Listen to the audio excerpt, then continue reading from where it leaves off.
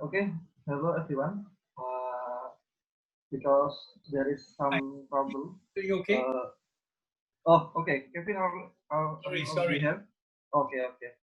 Sorry So about let's. that. Okay, I'm in Okay, now. okay. Sorry. It's okay for to your connection Can now. you see me? Yeah. Are you? Yeah. Okay. And Okay. is Okay. my voice clear? Yeah, your voice is clear. Okay. Okay. Okay. So maybe let's start our discussion tonight. Okay. Hello everyone. Welcome to A to Z Architects episode 13. Maybe tonight we will use full in English, not in Indonesia. So brace yourself if you are not really clear about that. Maybe if you want to ask some question later in Indonesia, it's okay for you to just put down in chat group. So maybe I can translate it and correct it to the moderator. Okay. My name is Gilang. I will be the host of the event tonight, and I am from Rabung Maddah. Before we start our discussion, please turn off your mic to avoid some disruption and some disturbing noise. If you want to turn on your camera, feel free to do it. It's okay. The session will be divided into two sessions, which are presentation session by Kevin Maklo. Hello, Kevin. Hi. Yeah, okay. And the discussion later between audience and the presenter, moderated by Randy Hendrawan from Department Arsitektura. Hello, Randy. Are you there? Hello, everyone. Okay. He will be our moderator tonight. And tonight is a little bit different than usual A to Z session. Usually we will talk about architect profile, journeys, experience, relation with other architects, and of course their projects. But tonight we will focus in only one project, that is Symmetry Beyond. Usually people call it Beyond Town, Urban Beyond, Beyond Symmetry, whatever it's called. And it is located in Italy. To be precise, it is northwest of Venice, and it was designed by Carlo Scarpa. We tried this format as request from Kevin because it was his research, and maybe it will take a long time to discuss about this. So it is new format also for us. If you have some question after the presentation, uh, please press raise hand in the participant panel in below, and later Randy will ask you to speak. And if there is something trouble on your mic, please you can write down in chat group. If you have difficulty to ask in English, you can write down in Indonesia in chat, or maybe just speak it in Indonesia, and maybe I and Randy will try to translate it to English. Okay, maybe I will give it to Randy. So here the time is yours. Okay, thank you, Gilang. Hello, everyone. Good evening and good afternoon also from wherever are you now. I mean, I could see some of you are also from Southeast Asia, and also some of you in the Eastern of Asia, and also in Europe, and many different times. So it's been very nice to make this our 13th edition of Rabung Maddah. As Gilang said before, tonight is quite special. Why? Because we have Kevin Lowen here. So thank you, Kevin, to be here. I really know that Kevin doesn't like some proper introduction, I guess. So I would like to make like a short, not quite short, but like a introduction related to how I've met Kevin. So I would like to explain a little bit background how I invite Kevin on behalf of Rabung Maddah. I decided to ask the others how about we invite Kevin for this session, because I have this kind of a previous conversation before with Kevin. Okay, let's go back a little bit. It was in 2015, right after I quit my job in Jakarta. I moved back to my hometown, and I remember I watched Kevin for the first time. It was in Anabata series. I guess it's the first Anabata series, and his first public lecture in my hometown in Surabaya. And a few months after, I've met Kevin again in the studio where I was working in Ordes Arsitektur.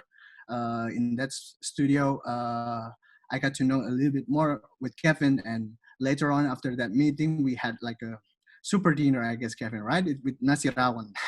Fantastic.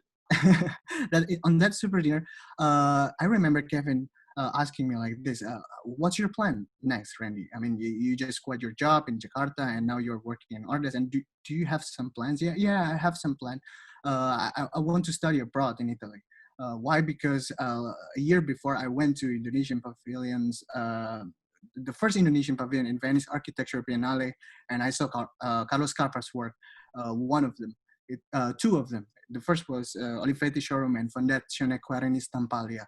So I visited, and I did really fell in love with those architecture. So I decided to have this plan to study in Italy.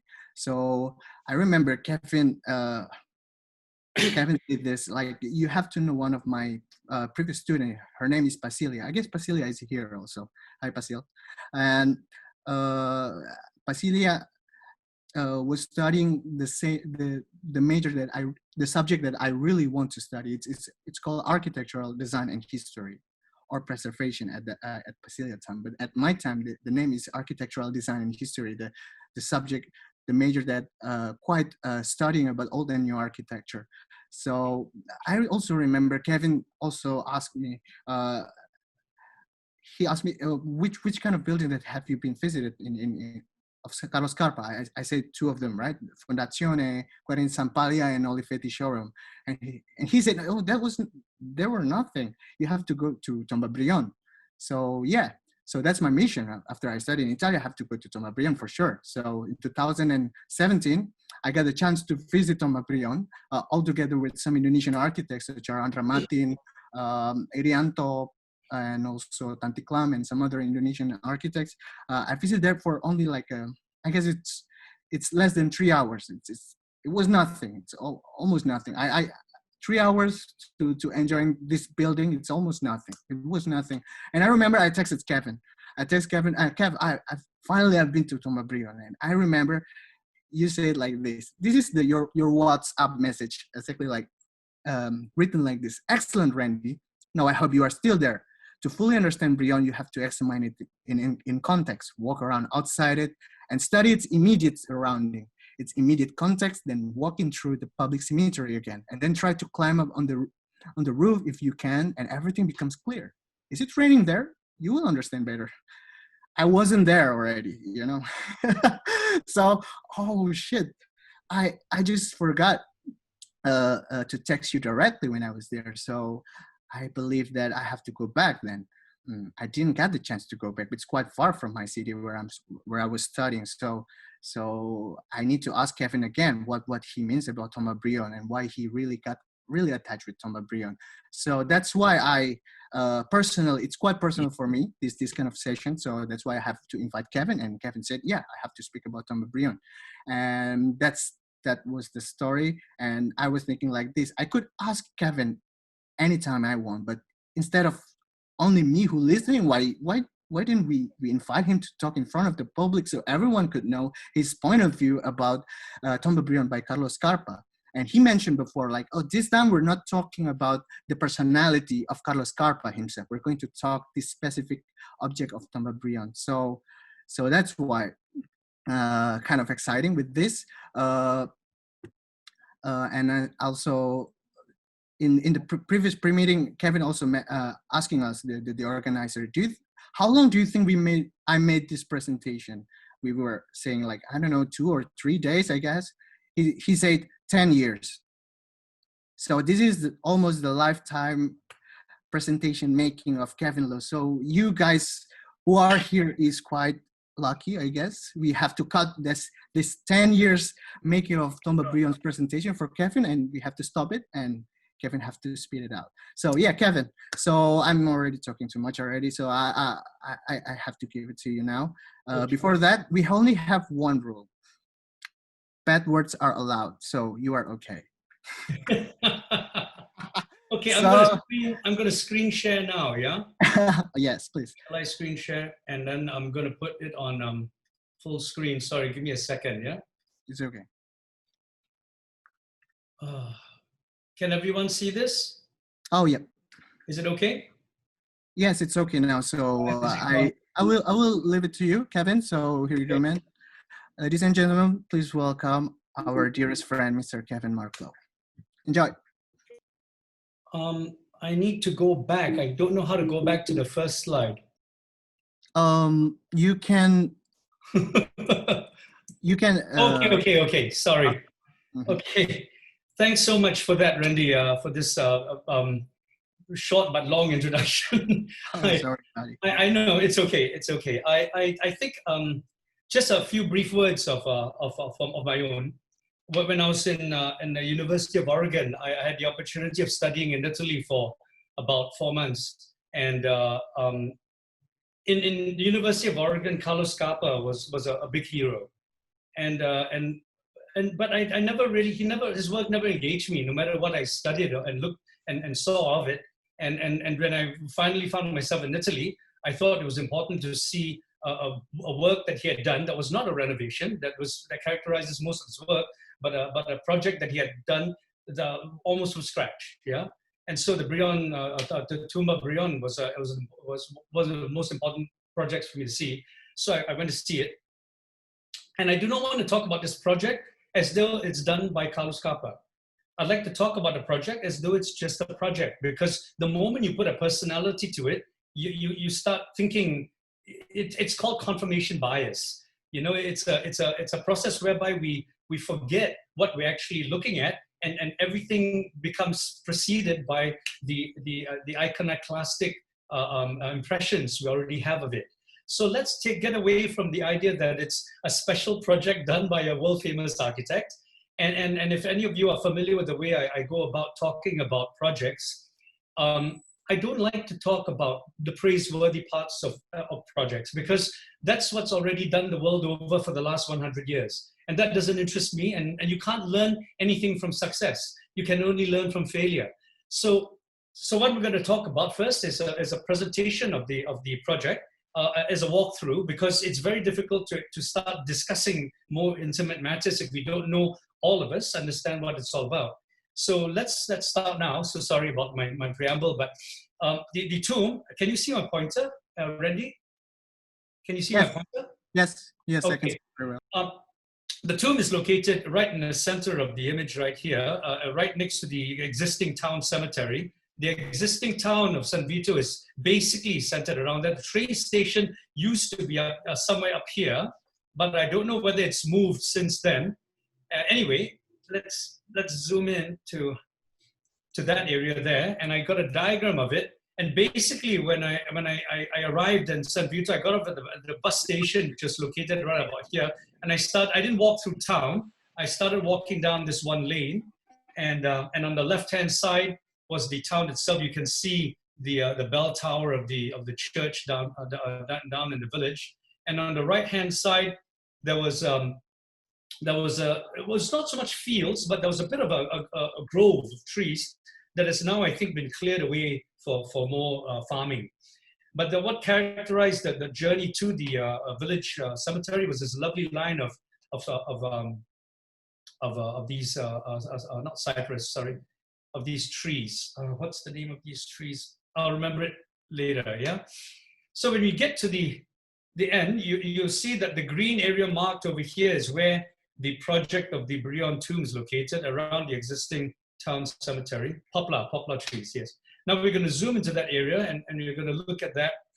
The existing town cemetery is located where my hand is outlined, and you can see the Brion cemetery flanking it on the northern and the eastern sides of the town cemetery, walking down this lane. And the next slide will zoom into that, but as a plan on this side. And each slide I show will have a little arrow, so you can follow exactly where you're looking from the red arrow, if you're ever in doubt. So that I'm going to take you for a walk through the project, and you can follow your progress through the arrow so that you get a better spatial understanding of what it's about. Yeah. So right now the arrow is pointing right at the main primary gate for the San Vito di Altovole cemetery. There are two main gates. One is to to the north, and one is just further down to the south, both on the west wall, yeah? So just to give you an understanding of the existing cemetery, there are all these, you see these little squares and rectangles? Those are the family tombs of the rich Italians, and generally the fields of land in between are where the poorer people who can't afford a kind of a funerary bungalow are located, yeah? And all the pathways kind of connect them all. So we're going to walk in. Oh, sorry, we're going to walk a bit more to the left, further north. And this, the existing cemetery wall is on the right, and the Brion cemetery wall outside connects to it right at that junction. And there's a gateway over there, which you see in this next slide over here with a concrete sliding gate, which slides to the south. And then the angled rampart walls of the rest of the cemetery wrap around the side. So that's what it looks like from the entrance street, the main street that car parking is located on, yeah? But we'll go back to the main gate, and we walk through the main gate, and that's what basically the tomb of the cemetery of San Vito dell'Alto looks like. The big family tomb bungalows, like I said, located around the edges, with those of the poor people inside. The rest of the cemetery graveyard is very, very typical, like most small Italian towns. They're cramped very close to each other with enough space to walk in between. Flowers and then you see the bigger family tombs located on the edges. Now, sorry, that's not all the slides are very clear because I'm not very good at optimizing slides, but you can see currently there's this paving, prefabricated paving. But back when I first visited, right after the tomb was completed in the early 80s, it was this loose gravel, which is a lot more appealing, and something that Scarpa pulled into the entrance of his tomb, the propylea. And right now, what you see is something that's because of the heavy traffic of all the viral tourism going on, they needed to put something that was a bit more hard wearing. But it stops right at the entrance, so you're not, you don't miss out on Scarpa's the experience he wanted for you. On the slide on the top right, you'll see a little gap where you actually can look right through to the inside of the tomb, and this is the only area where you have a view of a clear view right through to the tomb without any screen, yeah. And after that, there's a high wall, and you don't see anything else of it. Okay, from the arrow there. So let's go back to looking back from the side of that brick wall. You see the opening over there with it's a planter basically. You can climb up the very tiny ridges to climb in, but you generally wouldn't because it's disrespectful. And then that's the edge of the propylea itself where you walk in. So let's go back to the propylea, and you can see the loose gravel coming into the edge right then. 1, 2, 3, 4, 5 steps. You'll notice that the steps are not directly in the middle, they're just off to one side. And I've been told, informed, and that's where the water that drains through the opening leaks out from, because that side is a little bit lower than this side. But I was there when it was raining and water was everywhere. So that's not necessarily true. Maybe that was the intention. I'm not sure. But it's interesting anyway. And then the famous two semicircles linked to each other. It's supposed to resemble, well, there are many theories about this, but the primary cue is that it's actually the vesica piscis, or in Latin, piscis, which is directly translated refers to a fish bladder, but it's from Euclidean mathematics, and it's used as a means of proportion in architecture later on, and also for Freemasonry. It's a symbol for many Freemasons, sort of thing. But the idea is that Scarpa was using it to represent marriage or the union between two people. I think it had a lot more to do with life and death. But anyway, let's walk in further into the propylea, and you can see the side walls in board form concrete with other areas further in that are nicely plastered where the water doesn't touch.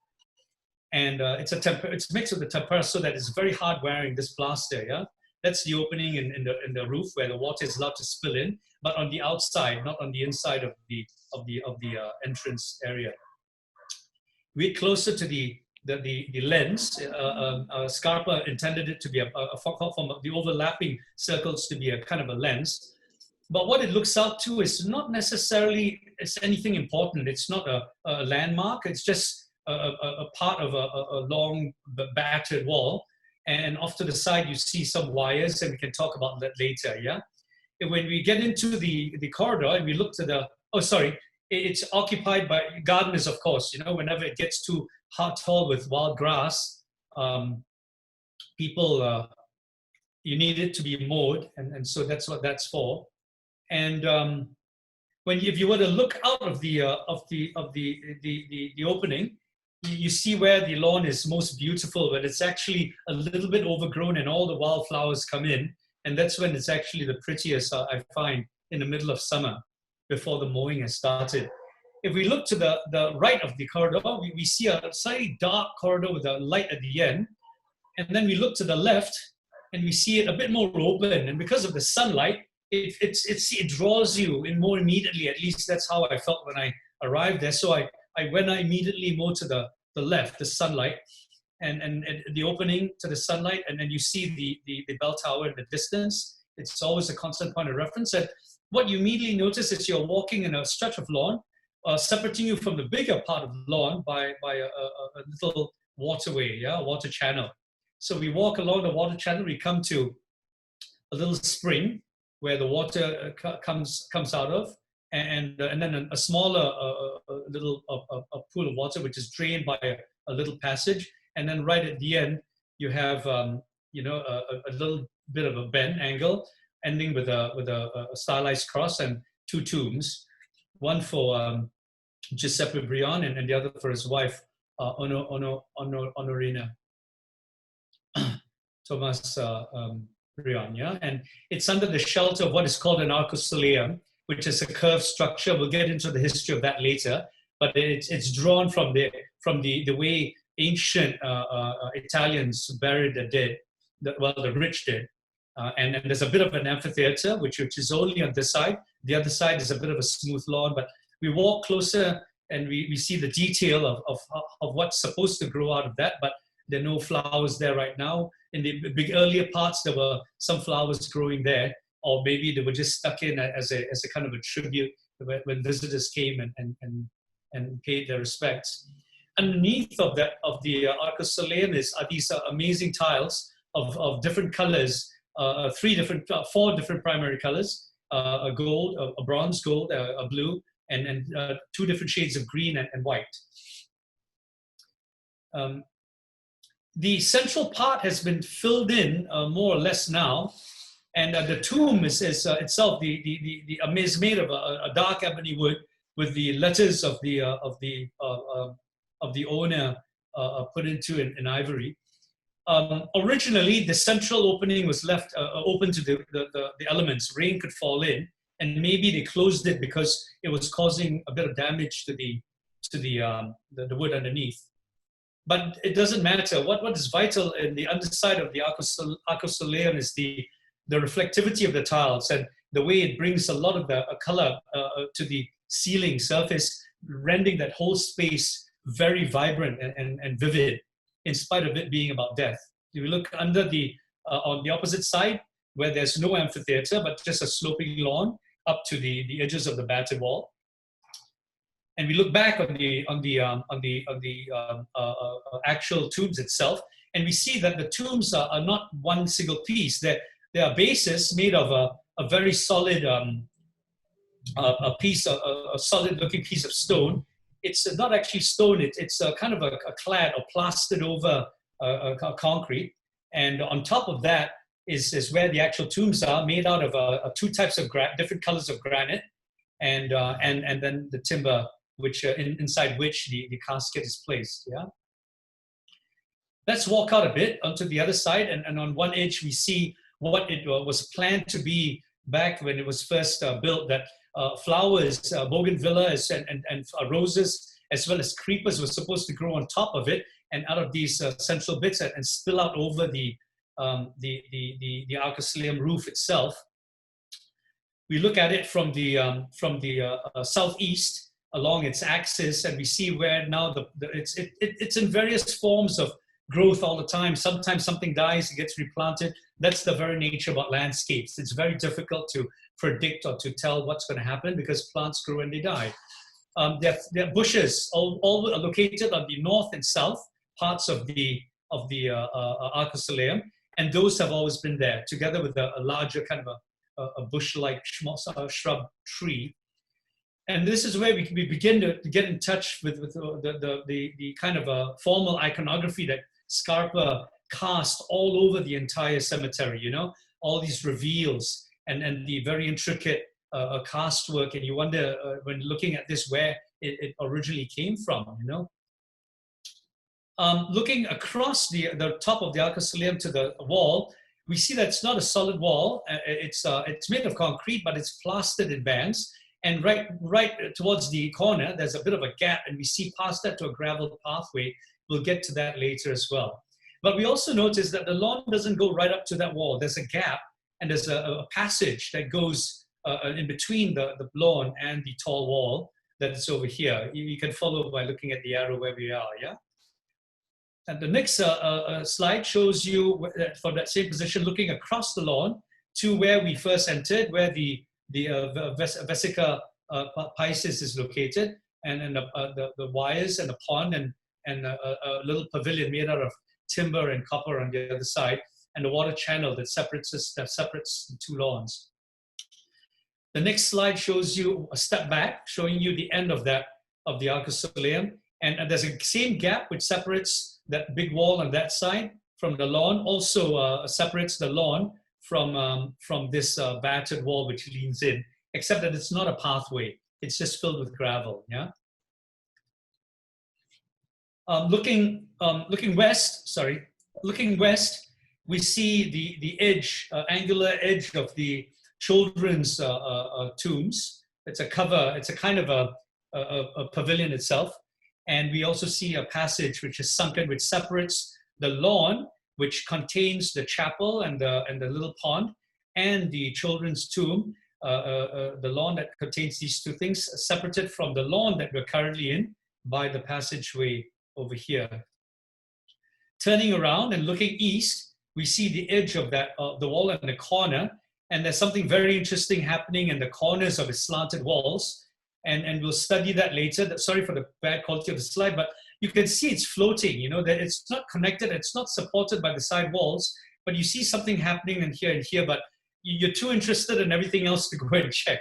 So, you know, we'll just walk on and see what else is happening. So we turn around and we look at the Arcosaleum from the northwest, and we see where another planter formerly was, but it's currently not being planted in. And then we follow that to where the water channel ends. And we understand something, that you can walk over the water channel because it's very, very narrow. But in Italy, especially in this part of Italy, close to Venice, Treviso, where a single line and level changes are very important, because the tiniest of level change makes the difference between an entire house being flooded or being kept safe from the rising water. You know, that's how bad it is in the area of Veneto and this part of Italy, where the flooding is a very big problem. So little things like that make a big difference, that many Asians, I find, walk over this without any ease, without any problem at all, with absolute ease. But the foreigners have less of an easy time doing that. They tend to follow prescribed rules. They'll walk around it. They try to avoid walking over wires and stuff, yeah? But let's go on to that. Looking south, we look to where we first came out of, the corridor, and where the end of that divide, it's actually a ramp, we realize, and there's a bit of a lip, so you got to walk a bit over that to get to the ramp, which separates the lawn from that big wall that we saw earlier, yeah? But then we suddenly realize there's a bit of a gap there, and it's actually steps, that you don't have to jump into the little pathway. You can walk down the steps. So we're going to walk down the little steps at this little point here, which is characterized by very unusual sets of steps that lead you down one foot after the other, unlike a normal staircase. And when we walk down it, we see another passageway which takes you up a gentle incline to another two steps, But we are not interested in that right now because we're looking at the children's tomb. So instead, we're going to turn right and walk north to where the children's tomb is. You see the passageway here, separating the two lawns. Yeah, so we're going to walk in that path, and that's what we see. The lawn holding the parents' tomb is just a little bit higher than the lawn holding the children's tomb, and one is a straight edge, and the children's wall is a stepped edge. And when we get to the end, we realize that we look to the left of the and we see this detail. I don't know if you can see it over here. No, you can't. It's just right past that slide. Sorry. Anyway, we see little spouts where water, obviously, or maybe condensation is allowed to drip off, and water is allowed to drip out of with little screws and escutcheons in order to formalize that sort of a detail. God knows what that detail is for. We can discuss that later. But anyway, we walk in, and we see that the passage carries on at a lower level, right through the children's tomb to the sunlight on the other side. But when we step in, we are given this lovely experience of a colored plastered finish on the cement itself. And that blue is very gracious with the sunlight dripping in through a unglazed skylight. So rain would drip and fall on you if you were here during a storm. And that's the whole idea, is that you're not separated from the elements. Yeah. In either of the tombs, the original idea of that Scarpa had was that you were one with nature when you came to the tombs, even though there was a kind of a cover. Right now, I think they've been covered up either with perspex or glass or with something more solid, like in the parents' arcosoleum. Yeah. So we walk in and we look at the children's tombs, and from the other angle, and you see it without the sun, without the glare, and on a more cloudy day, and you can see that with you kneeling down, that you can actually see out to the arcosoleum. But when you're standing up, you don't see much of anything else at all. You just see more of the lawn, and you see the tombs in the foreground. The edge of the roof of the children's tomb is just below eye level if you're about 5'10", yeah? And the children's tombs are located over here. When I first visited, there weren't many children who were dead yet. And so there was just one or two, and they were characterized by these slabs that were put in the surface rather than just kind of like almost office desk like these are, like what you put in front of your desk if you're sitting in an office. The older tombs seem a little bit more appealing in a way they're detailed and the vines growing around it. Yeah, we look to the southwest, and we see the edge of the wall passage, which takes you to the chapel across of the lawn that divides the two. And then to the west, we see the passage continue and ending in a bit of wall with a break in the wall with something in shadow. And we see the edge of the wall ending in a big bushy area with a pond right next to where the chapel apse is.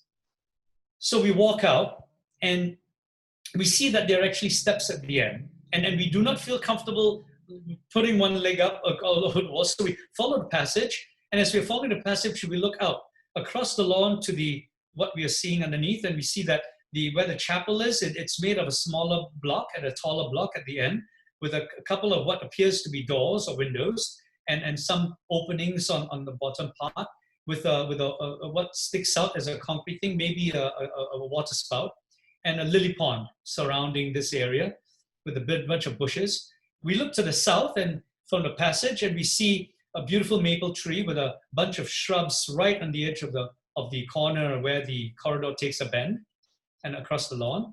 And when we get to the end, we see that his channels, his depressions are separated, whether they are walkable or whether they are not, by paving and by loose gravel. So if it's loose gravel, it's just a separation between the lawn and the wall. If it's paved, then it's what you walk on, yeah?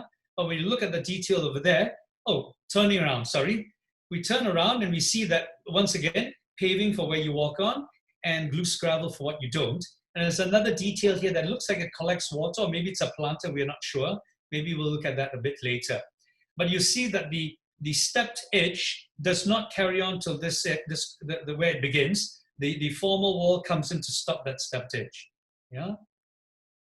Okay, we look back again to where we came, where we were going, and we see that his concrete steps are not cast in pure concrete, but they are rimmed in a galvanized steel or burnished stainless steel. It's difficult to tell, and it's a rough finish, so you don't slip and fall. And so you walk up from the paving stones with a Shanghai plaster around the edge, up the steps, and then you look at the edge of the chapel with the bronze doors and the lily pond and all that amazing crenellation and stepped edges leading up to the pond with some glazing. We look on the opposite side at where we came, and that's the edge of the children's, and you see the roof has been done in 2 casts. The first cast below, above the foundation, 3, foundation, mid, and then the final roof cast at the end. And we walk further out, and we are looking from the edge of the where we were, where the 2 drip areas are, the underside of that, we're right by the maple tree. We walk a bit further ahead, we look across, then here's where you can see the difference in level, yeah? That the parents, sarcophagi, and the archlings on a slightly higher level than the children's. We look back on the lily pond in exactly facing west, and we realize that the chapel is and the wall leading to is completely angled at 45 degrees. Yeah, and then we see the poplar trees at the end, the trees that are symbolic maybe of death in Italy. We turn around and we see the passage we were looking at earlier, right by the maple tree, and you see that the plaster areas used to be colored originally, but they faded over time with sunlight, and they've now almost this lovely ivory white. Yeah, but the wall, everything changes during the seasons. During the fall, the maple tree turns this vivid red. Of course, this is enhanced, but it's very red, and then the angle takes you closer to where you want to walk in, and the roof kind of is recessed on the edges and it pops out. And this time, we are not going to walk back to the steps we came up from to get down to the passage. Yeah. We're tired of that, so we're just going to walk down to the passage from here because it's a bit of an irritation. So we'll walk down, and this edge is a lot more shallow. It's barely 10 inches from the lawn, but you've got to walk over this lip because this lip is about 3 or 4 inches higher than the lawn. Yeah, and that's what we're looking at. We see a shadow with a corridor with shadow and sunlight at the end during the midday during early fall. And we see a door at the end with a pivot, and when we look, we look across the way, and we see the front. Well, you might call it a front elevation of the children's tomb with the ivy growing below, and the children's tomb plates underneath. And then we look back to the change of level, 1, 2, 3 little crenellations to a recess, and then the paved area. And then the paved area for the small incline ramp, which takes you up to 2 steps into the new corridor. So we look at the 2 steps, and we see that it's also got ridges underneath to an edge, which is now has got a piece of brass or bronze screwed and riveted into the edge, so that it doesn't. We can see where it's worn quite badly before, and the original intention was not to have this metal, but in a way it is a good addition because it stops it from weathering so badly. So we walk in past another concrete door, and we walk further in, and we see with this door open, we see another opening that's like a moon gate, but actually with the pivot door closed, we don't see the moon gate. We just see the light shining in, and we see the concrete opening, which is like a bit of a I shape or T shape, and we turn the corner and we see the gap between the corridor wall that we just came in on and the slanted wall of the chapel. So that's a chapel wall, and the water comes all the way through. So the chapel is separated on almost all sides from the lawn, except for the point where the entrance is, which is right here. Yeah. So we look straight ahead and we see that it's not just a pivot door; it's a door that is hinged, set into a pivot door, which is reminiscent of Japanese iconography in the way the panels have been separated, and in the way he's got little details surrounding the smaller door itself. And we generally do not open the pivot door. Generally only the hinge door is open, and we open that and we walk through. And we come to the moon gate, which is iconography is the shape of omega, which is the end. Yeah, omega meaning the end, meaning it's kind of a chapel to say farewell, and it's at an angle to the pivot gate. Yeah, and when we look at the corner, we see there's a small little basin there. It's a font, and a font is where you put the holy water to bless yourself or bless someone else before you walk into the sacred space. And that font is made out of a marble, and it's got a lovely, beautifully detailed opening. So when it's almost open, and there's a lid to it. So when you shut it, it's all the way to the left, and when you slide it to the right, it's all the way open, and that's how you operate the font. Yeah, made in marble and cantilevered beautifully off the edge with a gap over there. We look straight on at the moon gate, and you're looking not north, you're looking northwest, and you see on the right of the chapel, there's the altar where the priest sits, and what you see is a timber thing, which you think is a kind of a cross, and there's some windows made of alabaster, and on the left of that same wall, there's another entrance. Yeah, so we walk in and through that, and we see what we saw from outside. We see that where the altar is, there's another ceiling, which is higher than the one we're in, and a recessed ceiling, which is a bit dark and gloomy, separates between the special one for the altar and the one for the rest of the chapel, which seems to be made of a concrete sort of a slab. Looking straight north, we see that the angle is where the priest is going to be standing, with a mirror image of the same alabaster windows from left to right, and that wooden cross starts put on one wall, which is obviously intended for the door, the other entrance. So what you've entered by is not necessarily the ceremonial entrance. The other entrance is more ceremonial in relation to where the cross is located. Yeah, the symbolic cross. A few details of the alabaster windows rimmed with bronze frames and bronze hinges, and some details of the altar itself, where you've got the rivets and the detail of a recess. This one, Randy, do you remember this detail when you were visiting? I quite forget about it. This detail, I'm not going to tell you all where this detail is. When you go visit it, you can go and discover it, yeah? Okay, this is a detail, I'll just tell you all, that this detail is located on the threshold to the chapel. And that's all I'm going to say, the threshold to the chapel. Yeah, you guys go investigate where the threshold. But it's an interesting detail, because I'm not sure if you recollect, it mirrors the sort of spring and the two other round containers that lead to the arcosoleum. Do you remember that? The water channel ending in the three little. And anyway, whether that represents something or not is beyond me, but I thought I'd show you that anyway. Okay, the ceiling for the altar is like that, with a skylight right on top with glass, and the cross is an asymmetrical cross. It's longer on the left side, and it's shorter on the right side. The arms are different. It's made of timber and capped with brass, and the support for it, the central support, is also not in the center of where the wood crosses, but off to one side. Yeah. Looking straight up from the viewpoint of where the priest is, and seeing the detail of how those intersect, and the detail of the cross. It's not a solid piece of timber. All the members are made of three pieces, one in front and two at the back. It's very delicate and connected by brass.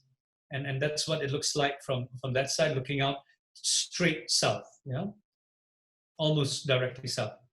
Looking towards the east, the southeast wall, you see that the opening where the omega entrance, where you came in, and some openings to allow the morning light in.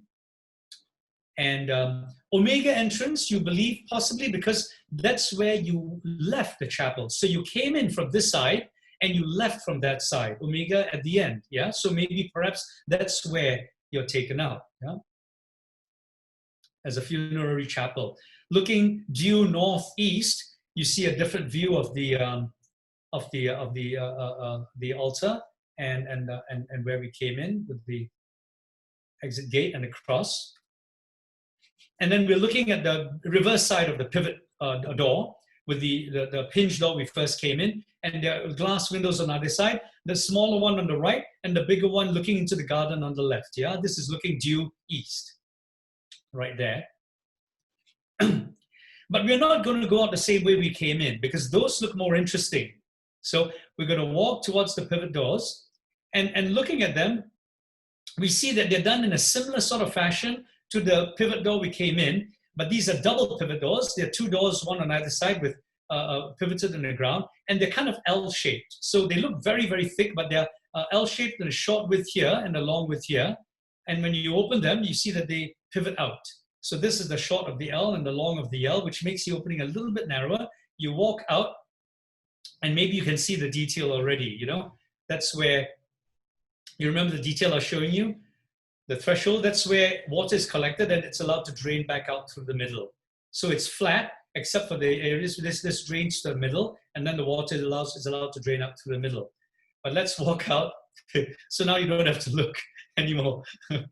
Maybe I shouldn't have told you guys that. Anyway, so what's lovely about this entrance or exit, depending on which way you look at it, is the fact that the steps really seem to float. Yeah, the support is right in the middle, and everything's detached except for the first threshold step. We're looking at it from the northwest, and parts of it are underwater a little bit. Other parts are even deeper underwater, and you can see through the water over there. And it's absolutely delightful because earlier on, there's a lot of beautiful algae and growing underneath, and beautiful fish swimming in there.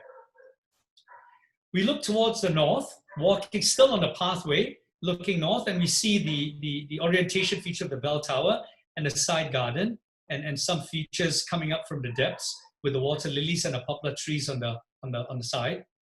We step out and we see how the pathway angles in, because it's coming in due east, and then it doglegs somewhat to face the entrance, which is facing northwest. A bit of detail for the entrance door, and you're looking directly east, and the entrance that faces northwest. And so you see little details, you know, even the corners are crenellated, that nothing has been left untouched, except for the corners for the windows. But those even have been recessed on the inside, yeah, to prevent water from going in. We step out and we see that the walls for the pond are different one side for the other. The ones looking from the outside in have all got these little steps, and the ones on the inside are flat, generally, yeah? And then we look north and we see another line of poplar trees past the entrance, which is over here to the chapel. And we walk between those poplar trees. As we're walking towards that, we look towards the wall, towards the southeast, and we see the entrance wall with the chapel and the main chapel entry, and where the altar is at a higher sort of a massing. And we see the little drip spout. And the next slide takes you past the poplar trees. You're looking on the edge of that towards that same wall we're looking at. And then we see where the pond wall extends out and ends, and you're invited through to the other side, where you have a nice little area where students do measured drawings and sketches. You know, it's a pilgrimage, you know. Everyone has to go there, yeah? And the next few slides are going to be good or bad, depending on. So these are the bronze doors that sit behind the priest. And then you can see from the detail of those alabaster windows, not all of them on the outside are windows, you know, only the ones you see in that same pattern from the inside. But Scarpa did something very interesting. He's made it, he's disguised what are windows and what are not by creating other recesses with other details so that you're confused what is a window and what's not. And it's a lovely way of breaking up the exterior, yeah? But with this sort of a method, yeah? This badly optimized image shows how the chapel doors are also pivoted, and they pivot outside, the furthest edge out, so that it fans out this way. And this is the inside of the door, where you see the Vesica Pisces detail on the doors. So he's only got this detail on openings or doors, like thresholds from one realm to the next, yeah? And not even then, not on all the doors, only on the main entrance and only on these back of the altar doors. Looking back from the side garden where that student was doing a measured drawings, looking back to the to where we exited out from, we see this with the poplar trees, you know, fronting the other side of that entrance. Next slide shows you squeezing between the huge bunch of bushes right at the north corner. We see the drain spout. And then we walk back. We walk all the way around. We get through this bit and we come out to this part looking towards the north where the orientation bell tower is and where we came out of the chapel. We just came around this wall and we are now on the other side of that pond. And you can still see the details of the concrete underneath the pond, you know, through the water. And we're looking due east now, somewhat due east, where there's another entry to the chapel, yeah? And once again, to remind you, the inside of pond walls are all vertical, straight, and only the walls outside of that have got the detail of the steps, except for this entry wall feature. That one is flush, yeah? But we're not going to go back that way. We start walking that way first, but we decide, wait a minute, we want to check out these doors out front because they're open now. And so we turn around and we look out to where there's a side entrance. It doesn't seem like a main entrance because it doesn't have a proper layer and all that stuff, but we see that it's a proper entrance and we walk back out to where that entrance is past this little jog. So it's not a clean straight through. You have to turn a bit to get to that door. We walk through that door and we look back at where we are formerly and we see that wall that we are formerly at. And and the crenellations of that and how you step in. And this is not like the other walkways. This has been made of precast concrete plank and laid into the ground. This whole area is made of that same plank. We take a step further back, and I'm so sorry for this slide. Yes, this is a slightly better one. We see the concrete sliding door and the track on which it slides with the feature that we first saw when we first arrived. And we get a closer look at the door. We see it's made up of bronze rails which help guide the top, a bit of a detail of a T laid with some marble and brass, and the bronze undercarriage with the tracks. There is a little locking detail here, a handle and a locking detail that is not easy to operate. And the wheels, the wheel itself, I believe, is made of stainless steel, because if that's only that, it's really hard enough and it takes less maintenance. But a lovely, you know, the arms that hold the wheels actually protrude out a good 150 millimeters in order to provide better stability for the concrete door because it's very heavy. Yeah? And in all those years, the tracks have not been changed. Yeah, I think they've stayed the same. I've not seen it since then. The handle is in stainless steel, and I cannot remember if it was stainless steel from the beginning. I believe it was made of bronze before, but I could be mistaken. Maybe it's been replaced. Yeah.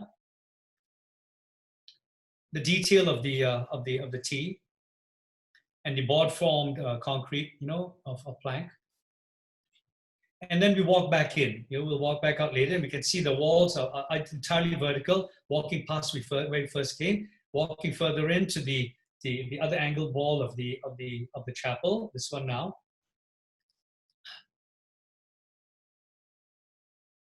Looking along the side wall to where we came up from the chapel earlier, the poplar trees on either side in front. And then we get past that the southern edge corner of the chapel, and we see that the detail under the water carries on through, up, and then into the little detail which is where there's a platform where perhaps it's intended for a coffin, perhaps to be rested on, or certain offerings or things people are carrying. It's unclear. And you see an elevation of something that appears to be a door and a garden beyond that, which is not part of the public cemetery. And we also see another little area over here that we're not clear, and another entrance, which is the T entrance we saw earlier. We look down at that pond right at the corner, and we see that this is a later image. It's I think it's a more recent one, and things are not doing so well underneath. When I was there, the entire area was covered with this beautiful algae. So it's like a carpet of steps, you know, you almost didn't see the concrete, but you saw the form that the concrete had. You see past that, you see glazing, and where the passage to the entry to the inner vestibule is. And we get to the end to the elevation we saw earlier, and we turn around and look straight north to the I-shaped entry to the pivot door that we were at before. We look northwest and we see where we formerly were, looking at the platform with the pond on the edge. Now, the photographs make everything seem very long, but they're actually not that long. If you look at the plan, it's actually quite a short distance. But of course, photographs make everything seem a lot bigger. So this space is actually not as big as it appears. It's as big as that. I mean, it's as wide as that, you know, just so that you understand. Looking up where we first came, and you know, so that you understand your orientation. And then, well, I want to call this a detail, but you can't really, it's so blurred, but you can see where the concrete plank kind of like dovetails into a dividing device, which is also centered to the entrance. I'm not sure if you remember that slide. Yep, that centers on the entrance, yeah? That main feature. So maybe even if you are blind, you could, with your walking cane, still feel your way around. We turn all the way around and we see a little recess here. And you're almost invited to walk up, but you can't because these are too small for you to walk up on. It's just a reveal, which shows that there's something happening beyond. Yeah, what that is, I never found out.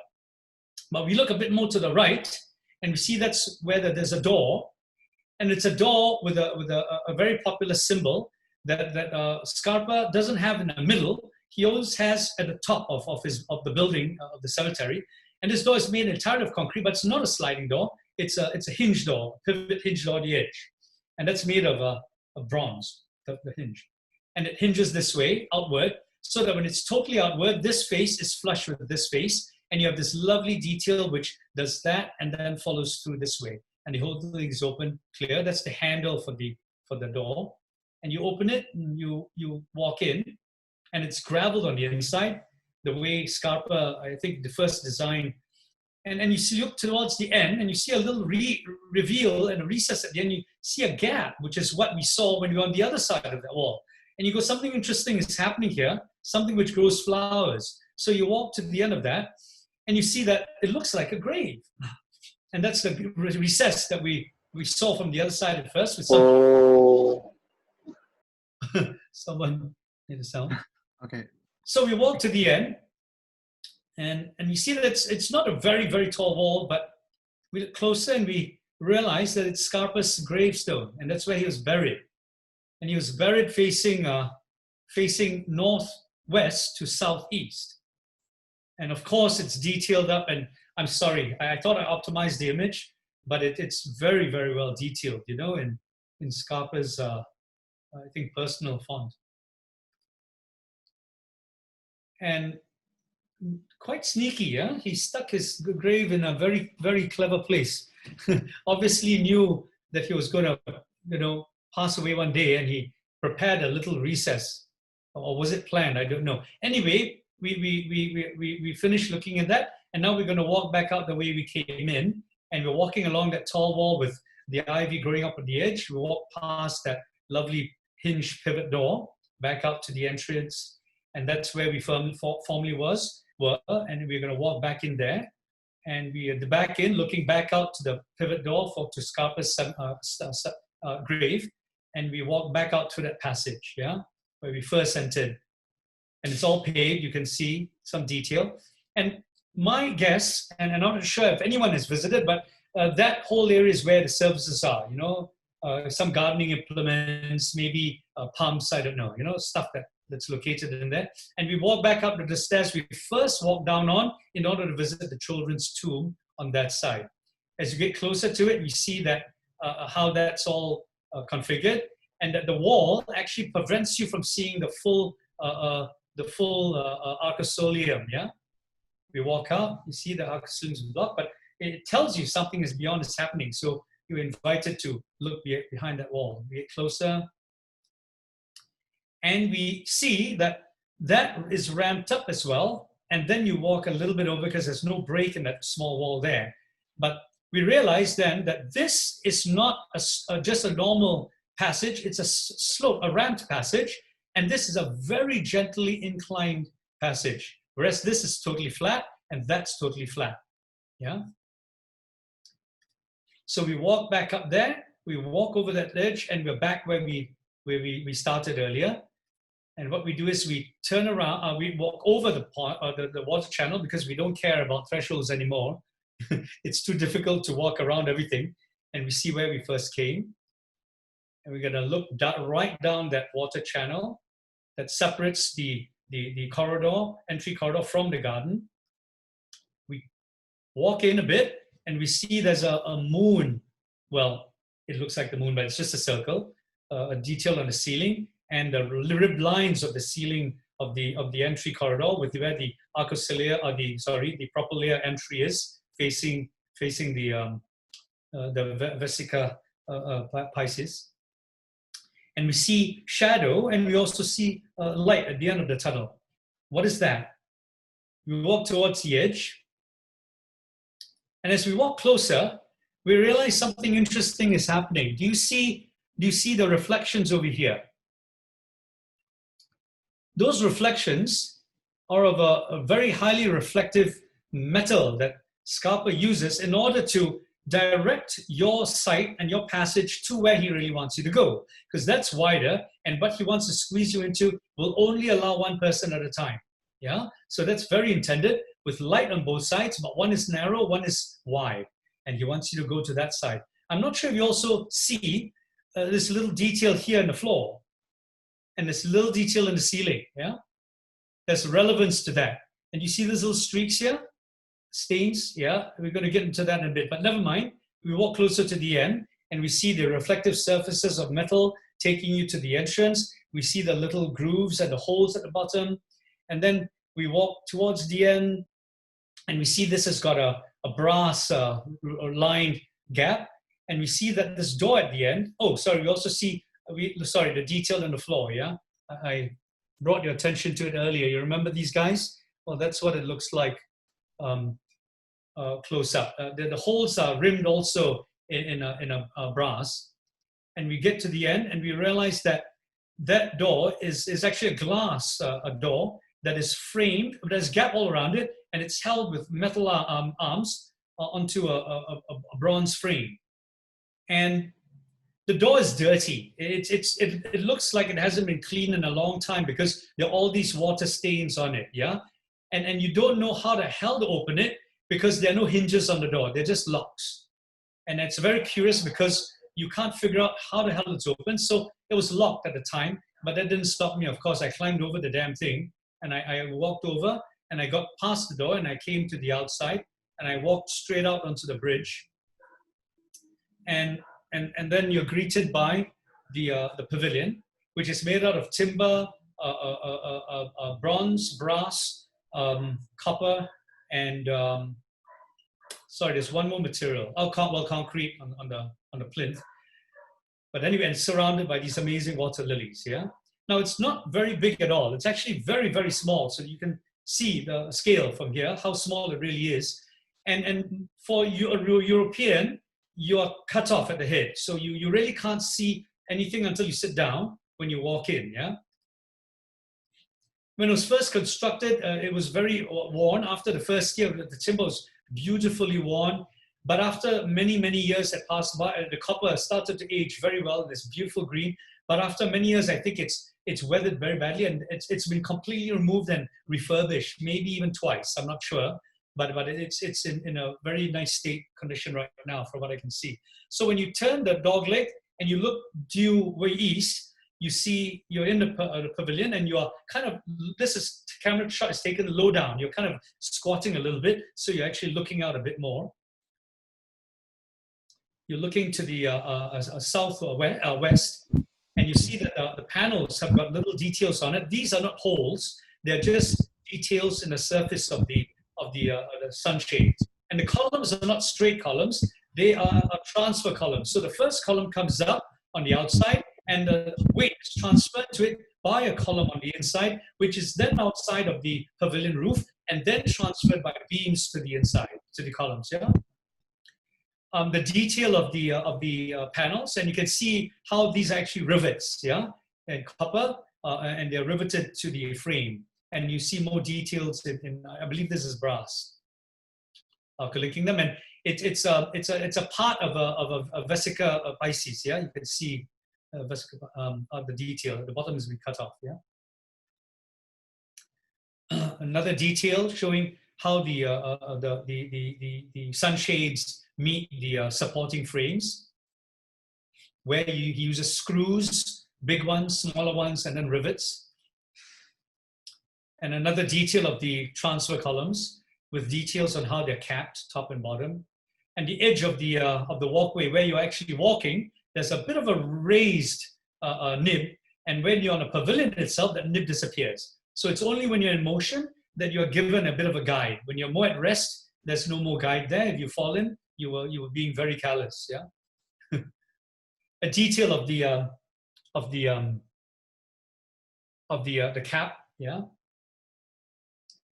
And views looking due south of the inside wall, and looking out towards the corner, the south east corner, where it's become overgrown with bamboo and creepers and vines. Looking due east, northeast, at a planter that anchors the corner, and then looking due northeast at a V-shaped, well, the rampart wall, the slanting wall, becomes a V-shaped planter, which cantilevers over the pond at that point. Looking out underneath the, to the view of the orienting bell tower across the pond. And this looks very, very big, but it's actually not. It's very intimate, yeah? And in the middle of that pond, you'll see a stylized cross, and it's usually overgrown with, during the summer, it's overgrown with these beautiful water lilies. German students, I think, having a field day, you can see they use everything as benches, you know. And you're looking at this feature on this wall, and you're wondering what all these circles are doing, and then two very big, heavy-looking stainless steel cylinders. And then when you look closer, you realize that they're connected by cables. And then you begin to realize, wait a minute, this is exactly at the position which that door was located. And you're wondering if this had anything to do with that door. Yeah? And because these look like heavy enough to be counterweights. So maybe that's a key, yes? But regardless, you know, the lily pond runs up the entry wall in the form of tiles, which rims the edge. And then we take a step back to see everything in context. The lily pond, the water lilies that were there when it first was planted, and it's still there now, with the stylized cross, the assembly of what everyone calls the Jesus on the wall with the two legs, the Vesica Pisces, the Arcusoleum. And we walk back over the bridge to walk back where we came. And as you walk closer to it, when you walk past it, we see the end wall, which is a recess at the end with the big water lotus groves, lotus plants. We look back out to the east wall. And the beautiful, this is a bit better detailed. You know, in summer, this is just, I mean, it is beautiful. And we walk towards the corridor again. And as you walk past the original lotuses, which were there when it was first begun. And then we realized that the reason why that glass door doesn't have hinges is because it slides, but not sideways. It slides not even up, it slides down. Because the recess doesn't go up, the recess goes down. And when you unlock that, the whole door slides down into the pond. So it gets completely wet. And when you finish and you close the door raises up and it is dripping into the recess which it was formerly dipped into. And for Catholics, this is a kind of like a communion, yeah? Water being cleansing. You dip the host, the round host, into the wine before you're offered. It's offered to the assembly, yeah. And then we walk back up to the entry, and we see the sunlight coming in the late morning, and we find we really have something more to do. And this time, this is big enough and low enough that we can just use it as a door. We're not going to walk out through that other entrance. We're just going to jump out of it like any sensible child would. But look at that. We see the detail there, and we want to know what that is. And we, of course, want to get out to that lawn. So we jump out of it like a child, like an intelligent child would. And sorry, badly resolved, the slide, but the color is what's important. We see that the circles are colored differently with different color tiles. Red is on the left and blue is on the right. Yeah. But is that in relation to the cemetery, or is it relation to itself? Because when we are on the inside, the color is also the same. It's red on the left and blue on the right. So it's not mirrored. It is exactly the way you'd see it, regardless of which side you're on. Blue is always on the right, red is on the left. So it is not in relation to the cemetery. It's relation to itself as a symbol. Okay, just so that you know, it's not contextual. Yeah. And then we look at the cables, and we realize there are 6 cables altogether of about I believe it was about 6 millimeters, 6 to 9 millimeters in diameter. I can't remember, sorry. And it goes right across the lawn just to the left of the left circle. It's not in the middle, it's just on the edge of that circle, yeah? What does that mean? And it's anchored to the, it's not anchored on the wall side. It comes up from the edge of the water channel, and it is anchored between a gap in the wall on the right. Yeah. So, and it passes about 8 inches off the ground. And once again, European students, European visitors never walk over that. Only the Asians do, you know, because, you know, boundaries don't mean anything to us, I guess. I don't know. But that's something that I witnessed myself, and a German student who spent 2 years studying it told me the same thing. It was very interesting. So we walk across the lines, and we look at the view where we formerly were, the end of the Arcosolium garden. We walk across the wires, and we're seeing that in perspective. And we turn around, and we see the pavilion, which we just came from, and the Jesus on the wall with the bronze. And of course, we are not satisfied. We need to understand what that is all about and how it works. And the best way to understand it is not at the ground level, because that's where all the water lilies are. And that whole sense of what nature is in relation to religion, in relation to spirituality, was what Scarpa was all about. Because even in his drawings, which I was supposed to put in, but I completely forgot, I'm sorry. But his earliest drawings, his most important ones, always show the monument in relation to growth and in relation to plants. It's one of the only projects in which his drawings show such an abundance of living matter. Yeah, so the garden was always seen together with his cemetery, or the other way around. The cemetery was never seen separately from the garden. So no drones back then. You see the little things there, those are fishes, yeah? And this is what the underside of that lily pond looked like years ago. So we're up in the air, and being up in the air, we have a better access to see how the mechanism works.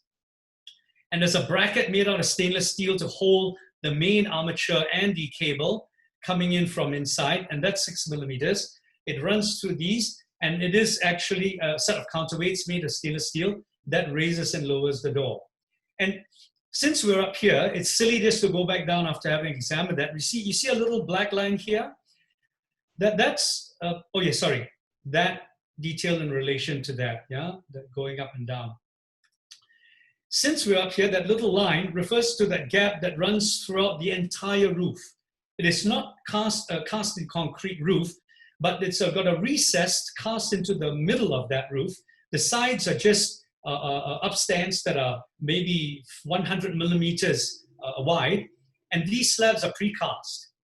The reason being water is allowed to drain into the gaps, and they are channeled into the ceiling, the gaps, which then drip into these recesses over here. So even when you're using the passage, and it's only in this area, the corridor going to the pavilion, that you have this detail, yeah, where the water is allowed to drip, so the entire roof that drains into this area, and water is allowed to. So you are being bathed in water, so you feel like the door that's being wet as you're walking to the. If it's raining, yeah, but if it's not raining, then you're fine.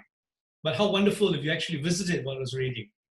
So while we're out there, we also get to walk across and maybe jump over a couple of other walls to the other one, where we see the cemetery in relation to the cornfields all around, yeah? And it's a very stark line of a ramped wall, which you can barely look over if you're a 5'10", yeah, I guess Caucasian height. So what does all this mean? Let's walk back up before we end. Once again, we see the wires hanging about 8 to 10 inches off the ground, sorry.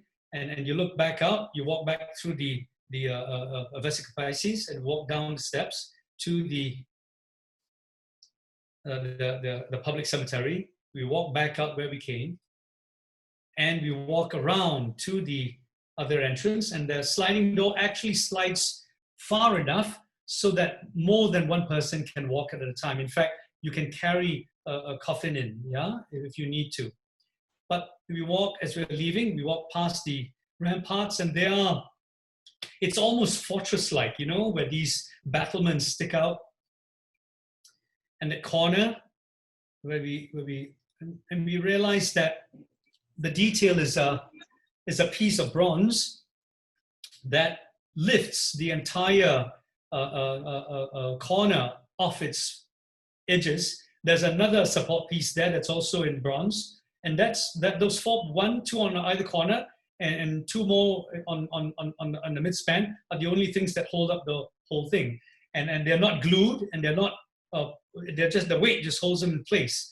And in more than 40 years, it's not moved. So that's testament to how well it's been, and no one wanting to touch it, yeah?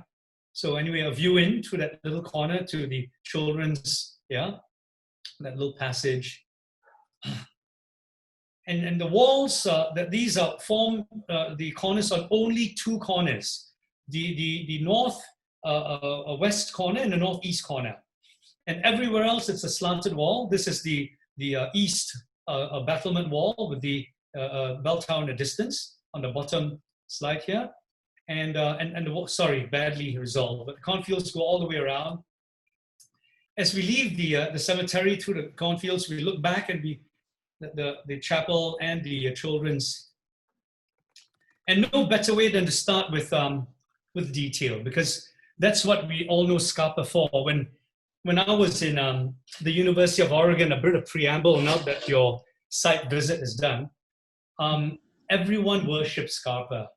And I always wondered what it was all about, because I just thought it was about craft, you know, and many architects also deal with craft. But with Scarpa, it had to do with the level that he took craft to. And do you remember where this detail is, Randy? Sorry? Do you remember where this detail is located? I guess it's nearby the chapel. No, not at all. No, okay. It's on that tall wall, Okay. and it's right there. And it's a detail almost no one would ever notice, yeah? But very few people know where this detail is when you don't tell them where it is. They don't have a clue, and it doesn't do anything. It doesn't hold water. It doesn't, it only marks a change in the level of the top of the wall, you know? And he thought enough to even care to put a detail in brass there, yeah? And this is the whole issue with the Brion Cemetery, is that there's an inconsistency about the details. Because where in an area where no one would be expected to look, he would attempt to detail in such a manner and fascination that would leave most architects boggle. In areas which involve working details, he doesn't put as much care into the stainless steel bracket. It's quite crudely mounted, actually. with bolts and the bracket that just runs over gaps in the ceiling precast elements, and one is mounted to a more solid edge. The other side is mounted to a movable edge. Even though it will move, it's just uncharacteristic of Scarpa in a way.